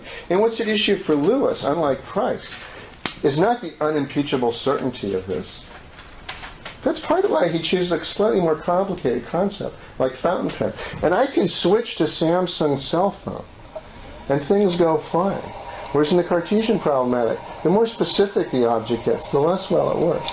The Kantian problematic, that's not a problem. Actually, the more specific it gets, the clearer it becomes that you need a hell of a lot of concepts in order to have that experience. So what's at issue here is rather simply what we might call the bare intelligibility of that which his experience presents it. So Lewis's example's capacity for being representative or for generality turns not on its being susceptible to doubt, but as we've seen, susceptible to a certain kind of abstraction. And the argument in Kantianism is, what's the right way to abstract those elements? You know, if we want to say there are elements of cognition here, are we getting into physiology or not? Are we getting into temporal phases or not? Are we getting into... That's the kind of argument. It's a very different kind of structure of argument than you have in Cartesianism.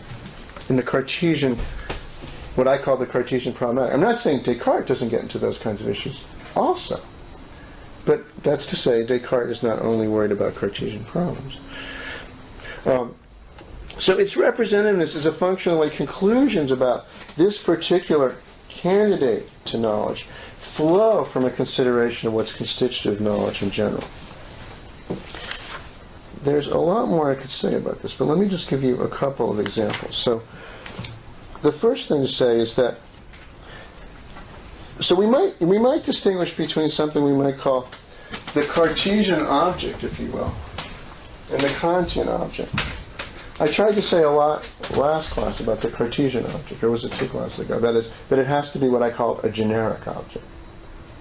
I made it clear that's not an ontological distinction, but are taking it up a certain kind of way. We might here also raise an issue about a Kantian object, and there too we'll see. It's not that the world divides into Kantian objects and non-Kantian ones. Anything can be taken up as that. Again, it's a matter of taking up an object a certain sort of way. But now the way of taking it up is quite different. I think I better stop because we're out of time. I'm sorry to have such a choppy ending. So let me say what we're going to do next time. What I want to do next time, is this right about the syllabus? Because we're supposed to read McDowell for next time. So I don't have a copy of my syllabus. So I know what I believe I did. But being a good Cartesian, I know I can do it. Yeah, that's this time, and next time is... No. That's Friday it says Varieties of Skepticism that's great. part. Yeah, I have more time than I thought. That's fantastic. Okay, good. That's good. Well, that's wonderful. I'm glad I have more time. I don't want to get too far behind the syllabus. So then, excellent. What I will do then is I will actually take the time to finish contrasting Descartes and Kant, the Cartesian and Kantian problematics that we have in Price and Lewis here. Once I've done that, then I will step back and we'll think about what this means for contemporary philosophy. And I'll try to locate this with respect to certain issues in contemporary philosophy and also with respect to actual issues about what people mean by Kantianism. And then for the following class on Monday, we're going to be talking about we're talking about Putnam and then McDowell, I think, if I remember. That's right. And what I'd like you to do when you're doing that reading, in case you start doing it already, because we now have a lot of reading coming up starting on Monday. So I urge you to start doing that reading now if you haven't, is look at some phrase like in Putnam, like when Putnam says things like, our cognitive powers are not directly in touch with the things themselves. Or what is given in experience is not, blah, blah, blah. A lot of the whole Dewey Lectures is concerned with an issue about that. He's trying to attack a certain assumption, which he calls the interface assumption. If we have the interface assumption, then we cannot see that we are directly in touch in experience with the objects themselves. And the question is that a Cartesian problematic or Kantian problematic? While you're reading the Putnam, think about that. And don't take my word or anyone's word for it. Just see what you think as you're reading it. How is it organizing itself? And he also says, one of the things he wants to do is express his agreement with John McDowell. One of the things he's doing in these lectures is explaining what McDowell has taught us more clearly, because McDowell doesn't write so close. He's going to get it clear. Imagine someone saying, you should read Price to understand Lewis. I think it's clear in the Price, but it's the same issue. And then, some of you read McDowell already, I know. As you read McDowell, then read it against the Putnam. And try to see to what extent they're talking to each other. I think it's an extremely difficult issue. I don't mean to say it's obvious. But since I want you to be reading this reading already, please think about that. Anyone who would like to stay, please stay. You've been very patient, Paul. Anyone who'd like to go, feel free to leave at this moment. I was asking, how deep do you think the ontological differences between Lewis and Cassir's position? Because as Lewis and Cassir's if I'm just- position, so the two kinds of Kantianism. Yes, because Goodman takes a similar vision of Kant and tries to structure of appearance to make a sort of new system for the qualia. And he tries to do it by making only internal restrictions on the epistemological foundation to give the descriptions of the qualia.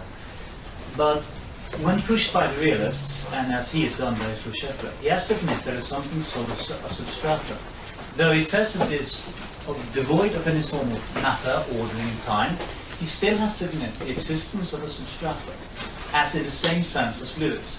So, as I see it, the only difference between the Cassirian position and the Lewisian position is that the Cassir can admit plurality in the qualia construction, while Lewis has to send one kind of qualia.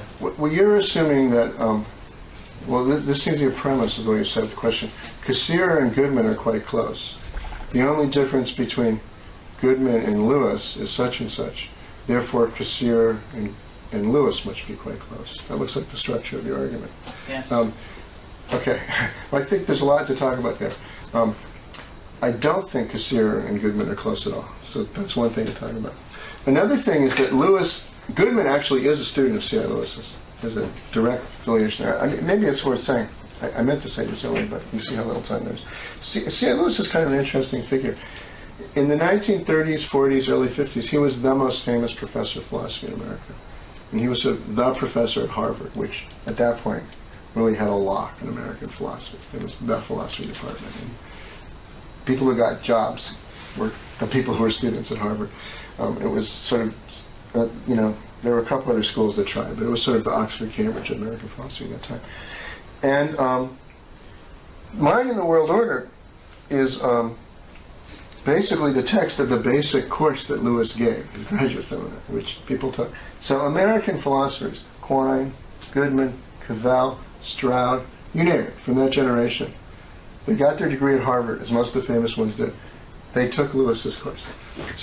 And they were students of his. So he's a very interesting figure to read, because you have kind of the background of American philosophy. There's a further interesting question, which is, I bet many of you, maybe all of you, had never heard of C.I. Lewis before his time in this class. So it's an interesting fact that he's also not read anymore. He's sort of fallen off the earth.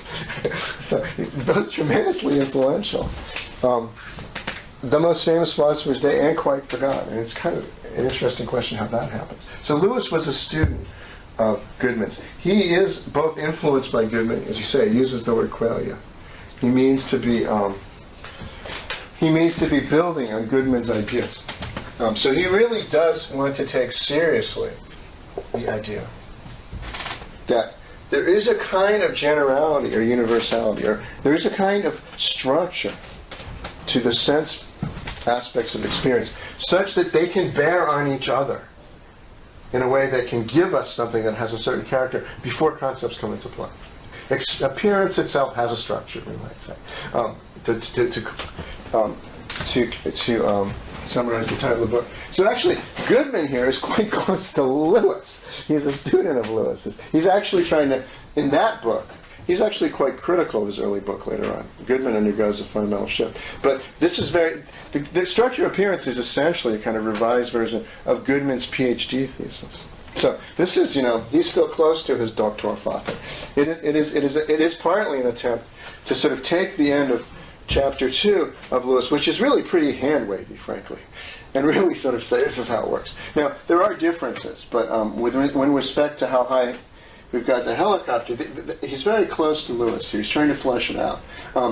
He thinks part of what he's taking seriously is that the thing that has the structure is sense qualities.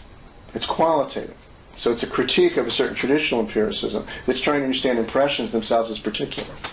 There's that aspect that he's keeping from Lewis. How it's going to work involves some criticisms of Lewis and how to draw the line.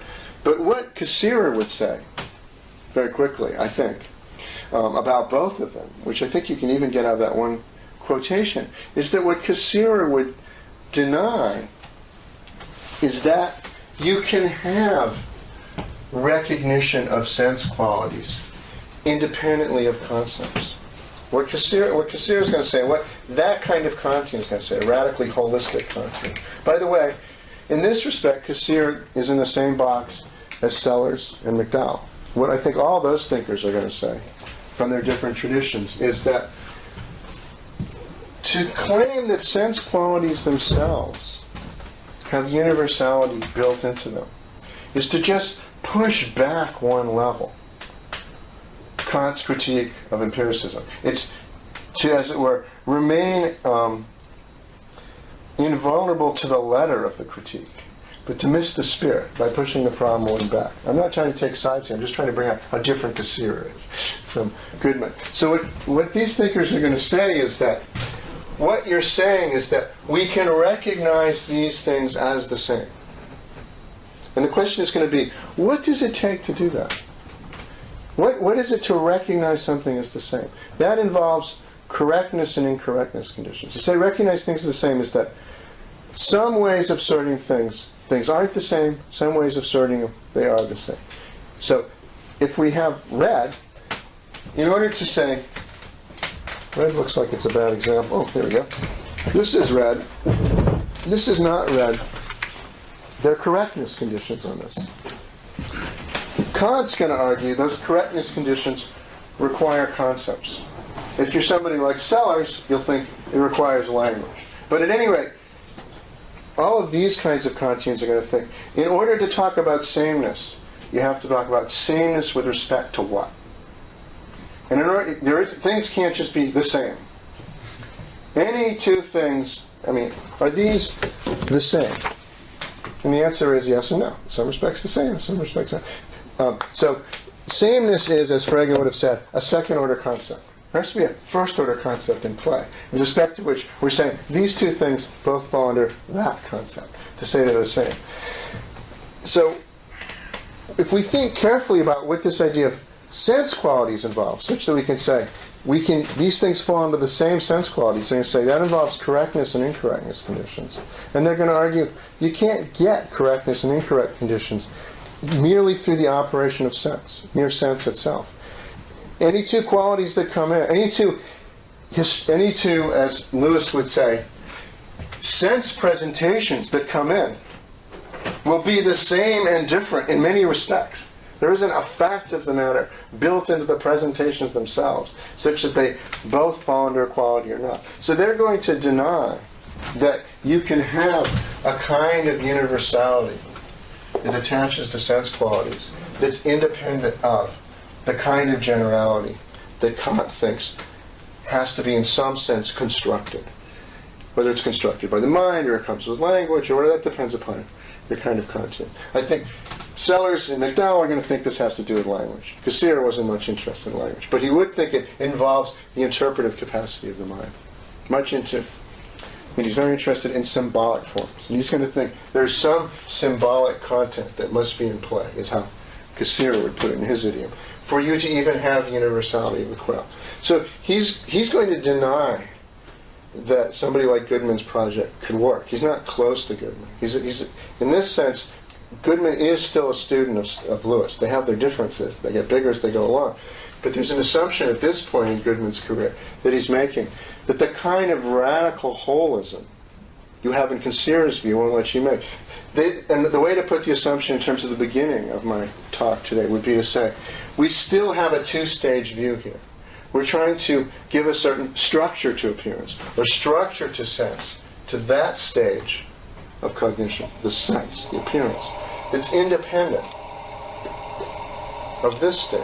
And that's what Cassirer's denying. He's saying, these are self-determining moments. You can't have this universality without its cooperation. That's the point to Cassirer's view. So there's lots of things we could say, but I don't accept the idea that Cassirer and Goodman are of a piece. I think they're very different kinds of philosophers. I think you're right. What I think is fundamentally right about what you're doing is to see there's a structure here where there's a kind of philosophical problematic. They're all participating. That is, to put it, in the sort of lingo of the course, in this sense, what is absolutely right about what you're saying is that Lewis and Goodman and Cassirer are all concerned with a common Kantian problematic.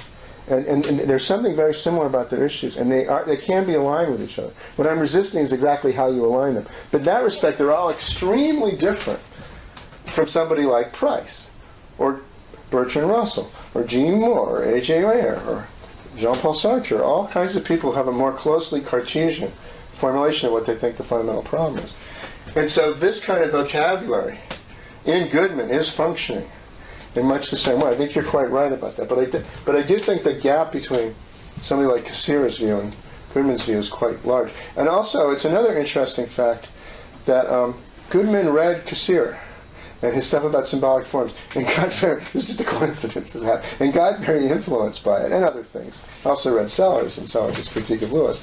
And Sellars' very first published article is a review of a book by Cassirer, just translated into English. So interesting sort of coincidence, the background here. So I do think part of Goodman's break from Lewis and his own early work in the structure of appearance, and his thought that symbolic systems are at the bottom of all structure, not something he thought.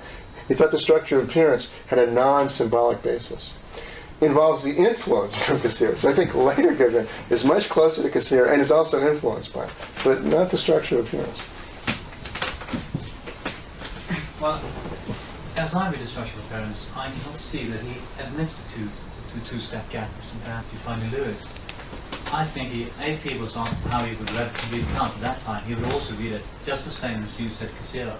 He does not at any point in structural appearance accept that there is an ontological basis, fundamental, that gives a sort of... No, it's not an ontological basis. It's not that it's an ontological basis. The question is, can you sort? There's no ontological basis for any of these people. We're not talking about an ontological issue. The question is, what does it take to sort a sense quality? Can you open your eyes and sort them based on their merely sensually qualitative aspect? Is there such a thing?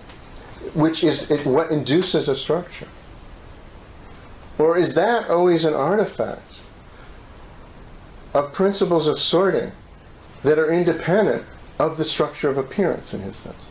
That's the question. The question is, he does this sorting. He helps himself to it. And the question is that something you can just do because you have a certain capacity for sense? Is this just a structure of appearance? Or does it take more in order to be able to do that? That's the question. So it's a question about the exercise of our capacity for recognizing things as having the same sensuous quality. That's the issue. It's not an ontological issue. It's an issue of, as it were, the structure of cognitive capacity. And the question is, do we already have to master very symbolic systems that seem to have nothing to do with that in order to be able to do that? Or is there such a structure which itself belongs to the sensory appearances of things, such that any being that has sensory appearances, they have that structure. So this book can be about the structure of appearance as such. It's not about the structure of appearance given that we have these symbolic systems. For later Goodman, I think, there couldn't be a book called The Structure of Appearance with the definite article in the title. There could only be, if you will, a structure of appearance. It's the definite article versus the indefinite article what the difference is about. It's not an ontological issue. It's an issue about what's presupposed. And if what's presupposed is further capacities, then these capacities turn out to be more parochial than they look. But it's very easy to fall into the view that there's something about red things that we can just see. I mean, the way to put it, here's, I think, a very good way to bring out the assumption, which is very tempting, which is to think something like, a child opens his eyes and sees something. I look at the same thing, I open my eyes and see something. But I have certain concepts. So I describe that which I can see and the child can see with those concepts. But if I didn't have my concepts and I opened my eyes, I would see the same thing, in some sense of the same thing. And what Lewis is really busting his butt to do is to try to give content to that idea, that the child, the savage, and I see the same thing without getting into any trouble. He sees that there are enormous pitfalls everywhere. He can't tell you what it is, he can't describe it, he can't say it, but there's still some notion of the same, such the child and I see the same. And that's going to be the structure that appearance has, simply in virtue of its having a sensory quality.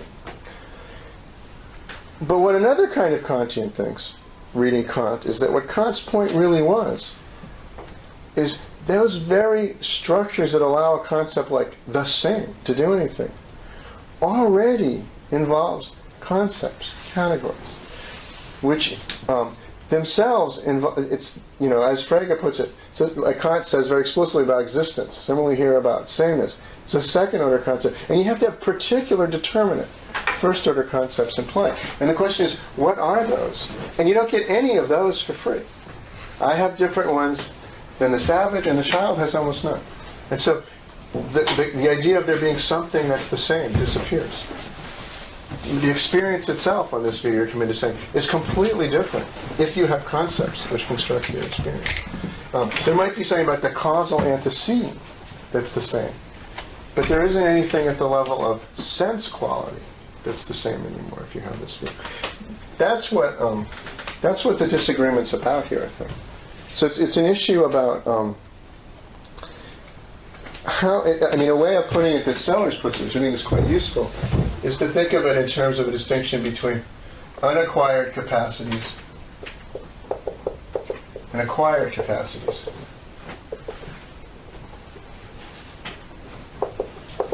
There's some sense in which the ability to sense is an unacquired capacity. You have it, animals have it, children have it, you're born with it. You don't have to learn a lot to sense. You know, pain is the clearest case of this. You slap the baby, as soon as he comes out, he cries. He's got some capacity for sense right there. And if he does it, we're in big trouble. He goes straight into the incubator. So some capacity for sense looks like it's an unacquired capacity. It's also quite clear that perceiving this to be a Samsung mobile phone is an acquired capacity. All kinds of learning had to take place. And then that's a very schematic divide. And the question is, what falls on what side of this? And the tendency among the empiricists, the classical empiricists like Locke, was to think simply in virtue of your unacquired capacity to sense, you could have an impression of red, for instance. Now it's by the time we get to something like Kant, it's extremely clear to some philosophers that that's not going to work. Red has very determinate boundaries. You know, the English word red signifies a concept sense set. Once you get into orange, it's not red anymore. But you could have another concept such that the colors spectrum was divided in a different way. And there are different color words, not all translatable into other languages. I can teach them to you.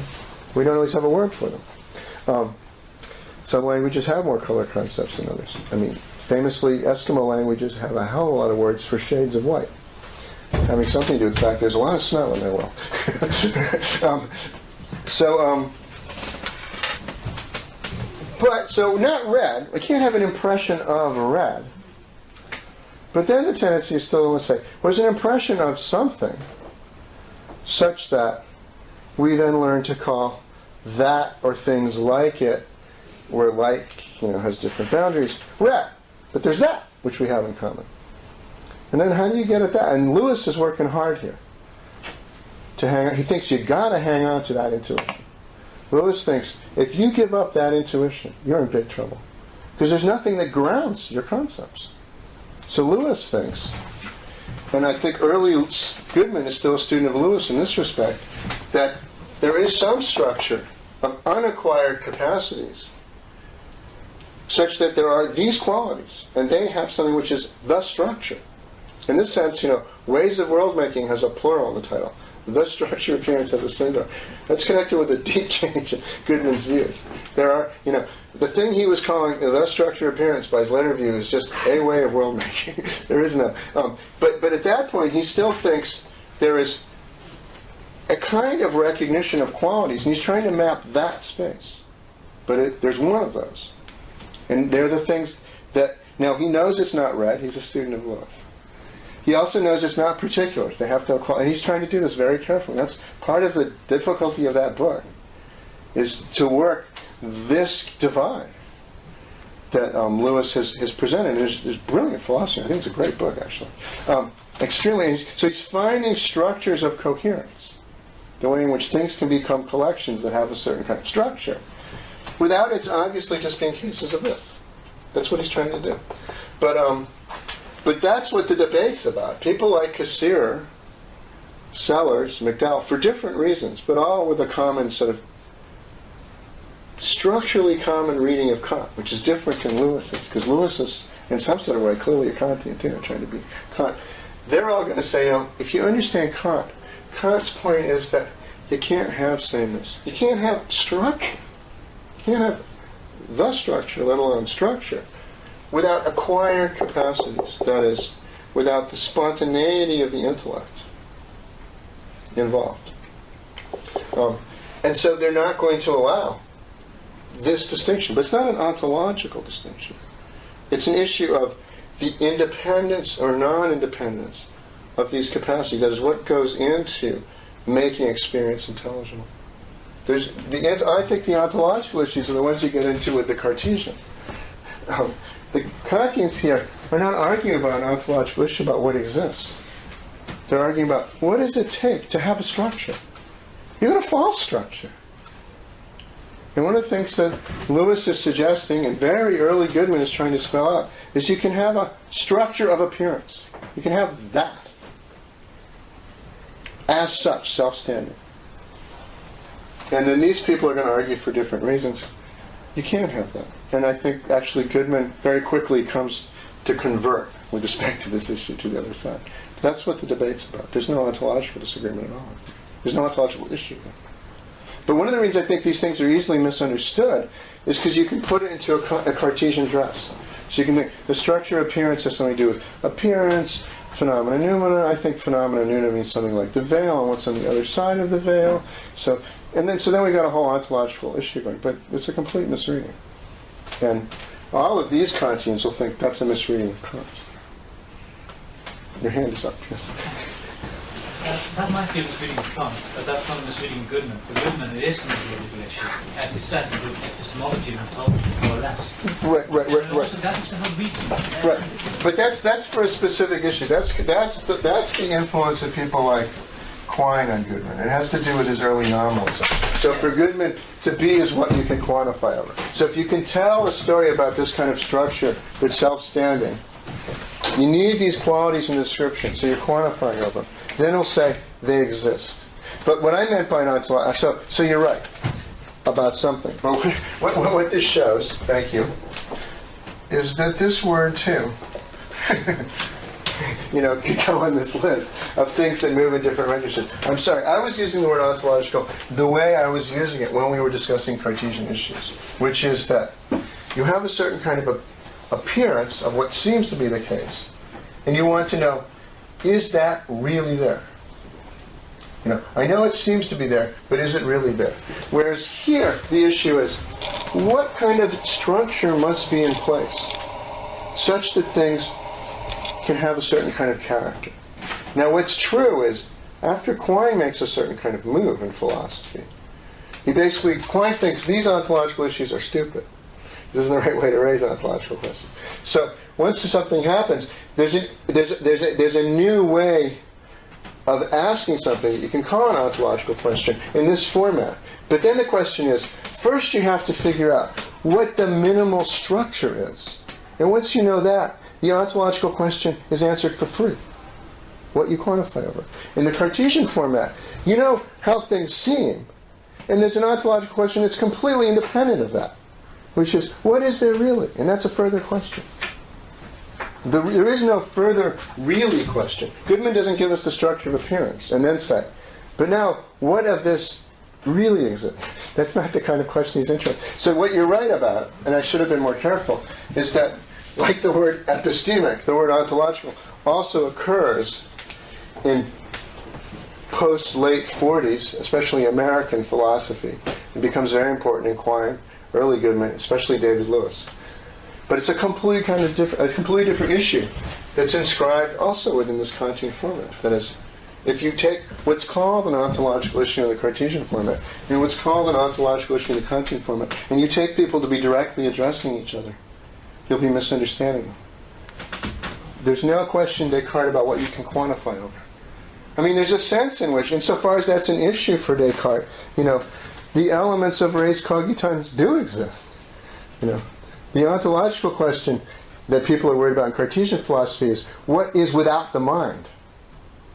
That's not Goodman's question. It's a terrible question. He's not interested in it. What he wants to know is, when we talk about stuff, what's the most fundamental description? Once we have that fundamental description, we have the predicate letters we can't do without. Those are things we quantify. Existence is whatever we need there.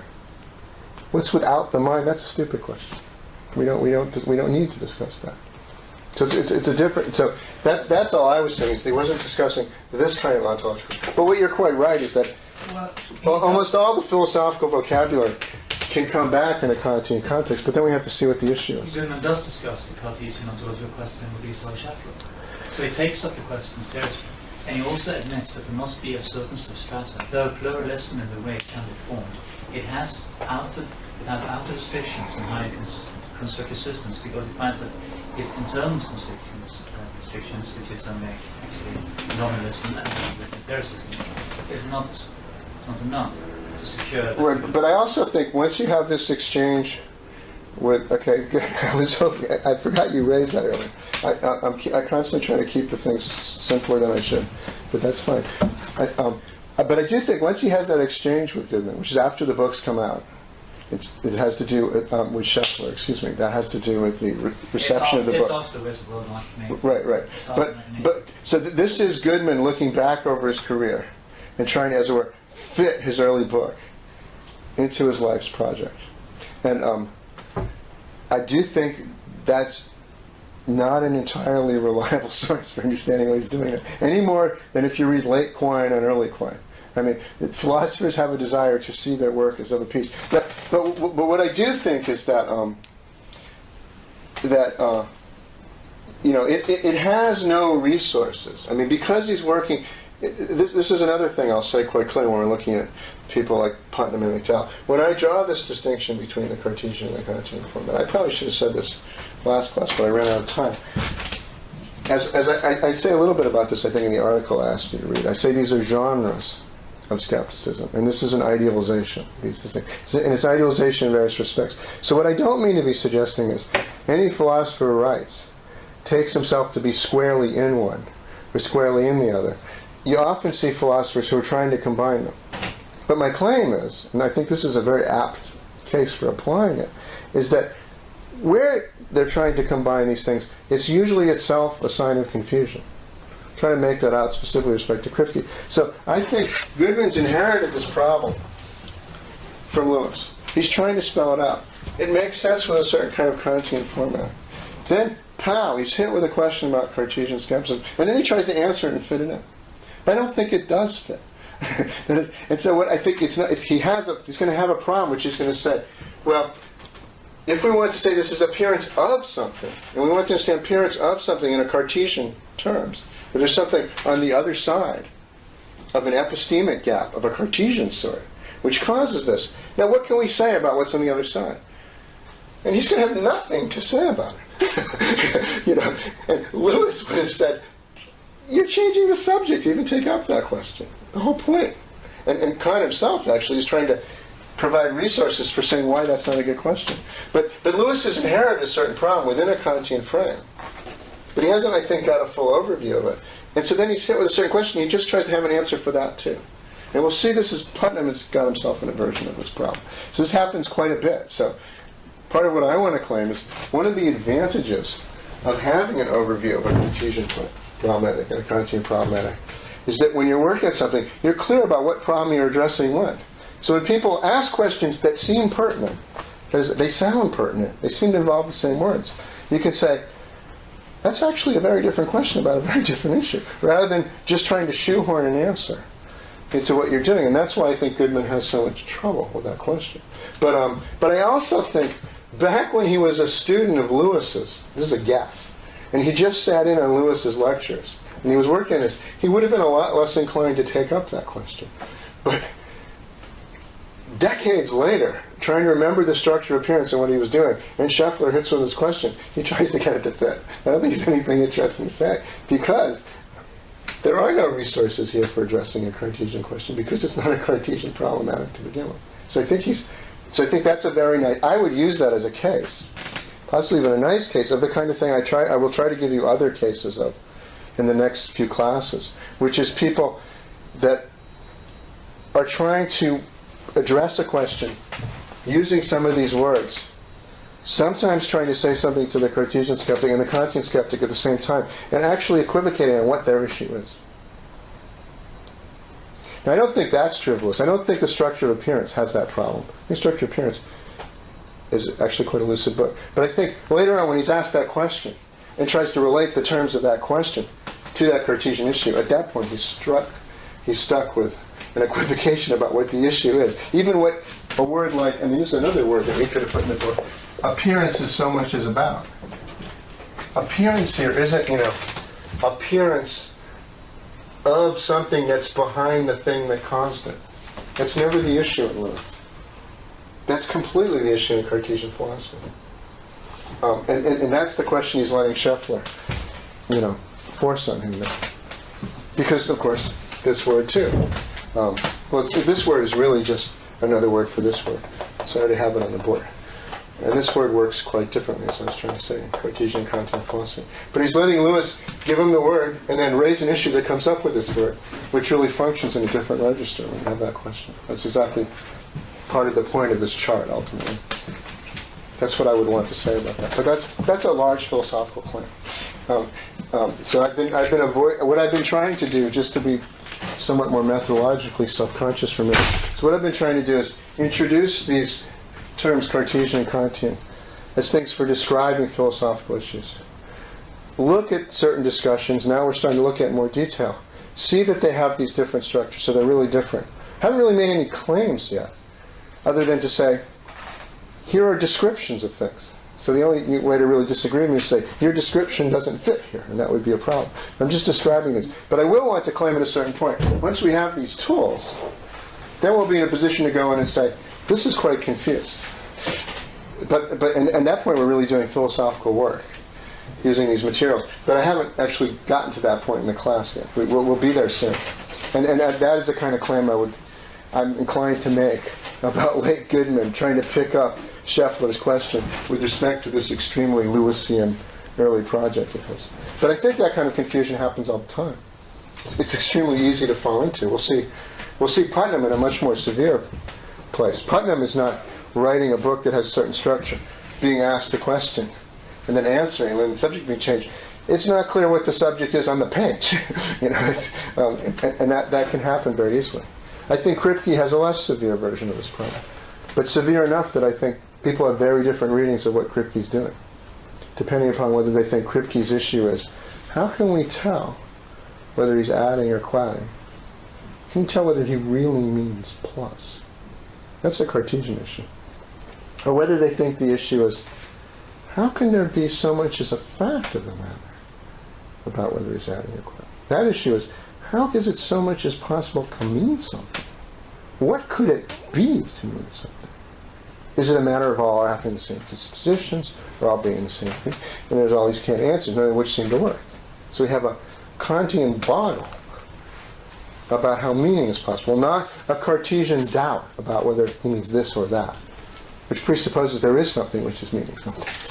So those are very different understandings of what Kripke's issue is, but they happen because on the page Kripke says things like, now it's impossible to tell. Now there's no way to tell whether he's adding or quadding, comma. There's no fact to the matter. So there's something that's presented as an apposition, like these are two ways of saying the same thing. But they're actually diverging into two philosophical problematics. The reason that's happening, I think, is because Kripke wants to be following Wittgenstein and explain what Wittgenstein's problem is. Wittgenstein's problem, I think, is a Kantian problematic, not about perceptual content in this case, but about semantic content, that is to mean something. But he also wants it to be a kind of skepticism. It's meaning skepticism. So he's trying to tell a story about this, a skepticism, and he has a certain picture of what skepticism is and how it works. And it's roughly the Cartesian format. You have a doubt about something. And those two things don't fit together. And so that's why he has these sentences that put it one way and put it another way, over and over again, these appositions. But what's interesting is that after he gave the lecture, and then he rewrote it into 3 lectures and he gave it again, then he wrote this little introduction to the book, which is in the published version, which is the latest thing in the book. And there he says, this is his way of putting it, I don't think this is a complete clean way of putting it, but it's pretty good. He says, the epistemological way of putting a problem is actually just a ladder you climb up and throw away. So he started to realize, well, he motivates people by putting the problem in this Cartesian way, but he's actually interested in the Kantian problem. He says that explicitly in the introduction. But actually, if he took what he said in the introduction seriously, he'd have to rewrite the whole book. And at some point, at least later parts of the book, take out these sentences that have a Cartesian cast, because at some point we should have thrown away the ladder. We keep hanging on to the ladder. But so he himself actually becomes quite lucid about this eventually. But in the book itself, in the lecture itself, you can really see him putting it in 2 different ways. And so I think that happens all the time in philosophy. So I don't mean to say philosophers are either in a Cartesian problematic or a Kantian problematic. Look and tell, you always see they're one sort or another. I'm saying, here's a certain kind of shape a philosophical problem can have. Here's another kind of shape a philosophical problem can have. Vocabulary can flow back and forth. The same sentence can mean something very different depending on which problem you have. But that means all kinds of things can happen. Like, people can think they agree with each other when they don't. Putnam and McDowell will be a case of that. People can think they disagree with each other when they don't. I'm going to offer you both Cavell and Kripke, and McDowell and Kripke, and McDowell and Cavell as examples of that. And also, people can be in both of those positions at once in their writing. That is, they can be moving back and forth. Because the sentences are lining up with the same words. Now, the Goodman case is much less extreme than that. It's just hit with this question that seems relevant many years later. He connects it as the same topic in his book. So I think he's not guilty of anything like the kind of confusion of the cases we're looking at here. But I do think there is a confusion in his just accepting Scheffler's question as something his book, given its intellectual pedigree, is even supposed to be having an answer to. The good answer to that question would be, no, that's an issue of appearance that comes up in the context of a philosophical problem of a completely different shape. That would be the first thing to say. If you're Lewis or Kant, you might want to say more and say, and if you understand what I'm doing in this book, you'll see why that's not even an interesting question. That would be involved. That would take more resources. But so I agree with you that when he's answering Scheffler, he's answering a Cartesian question. But I'm not as embarrassed by that as I should be. Because part of what I want this for is to be able to say, people aren't always the judge of whether someone's in the same, something has the unity of a philosophical problematic is not that one author keeps talking about it all the way through. That gives philosophers more credit than they deserve. So one of the reasons I choose the authors I do, Putnam, Cavell, McDowell, the reason I chose those 3 authors is because we're going to look at a text by each of them, especially in the case of Cavell and McDowell, where at one point they're fixated on a Cartesian problematic. At another point they're fixated on a Kantian problematic. Same author. So there's a real question about that author. How do these 2 texts fit together in their own thinking? So it's very important to me that it can't be just a criticism to say, but Cavell or Putnam or McDowell is really Cartesian and not Kantian, really Kantian and not Cartesian, because over here he says such and such. We'll have to look a little further than that. But that's a coming attraction.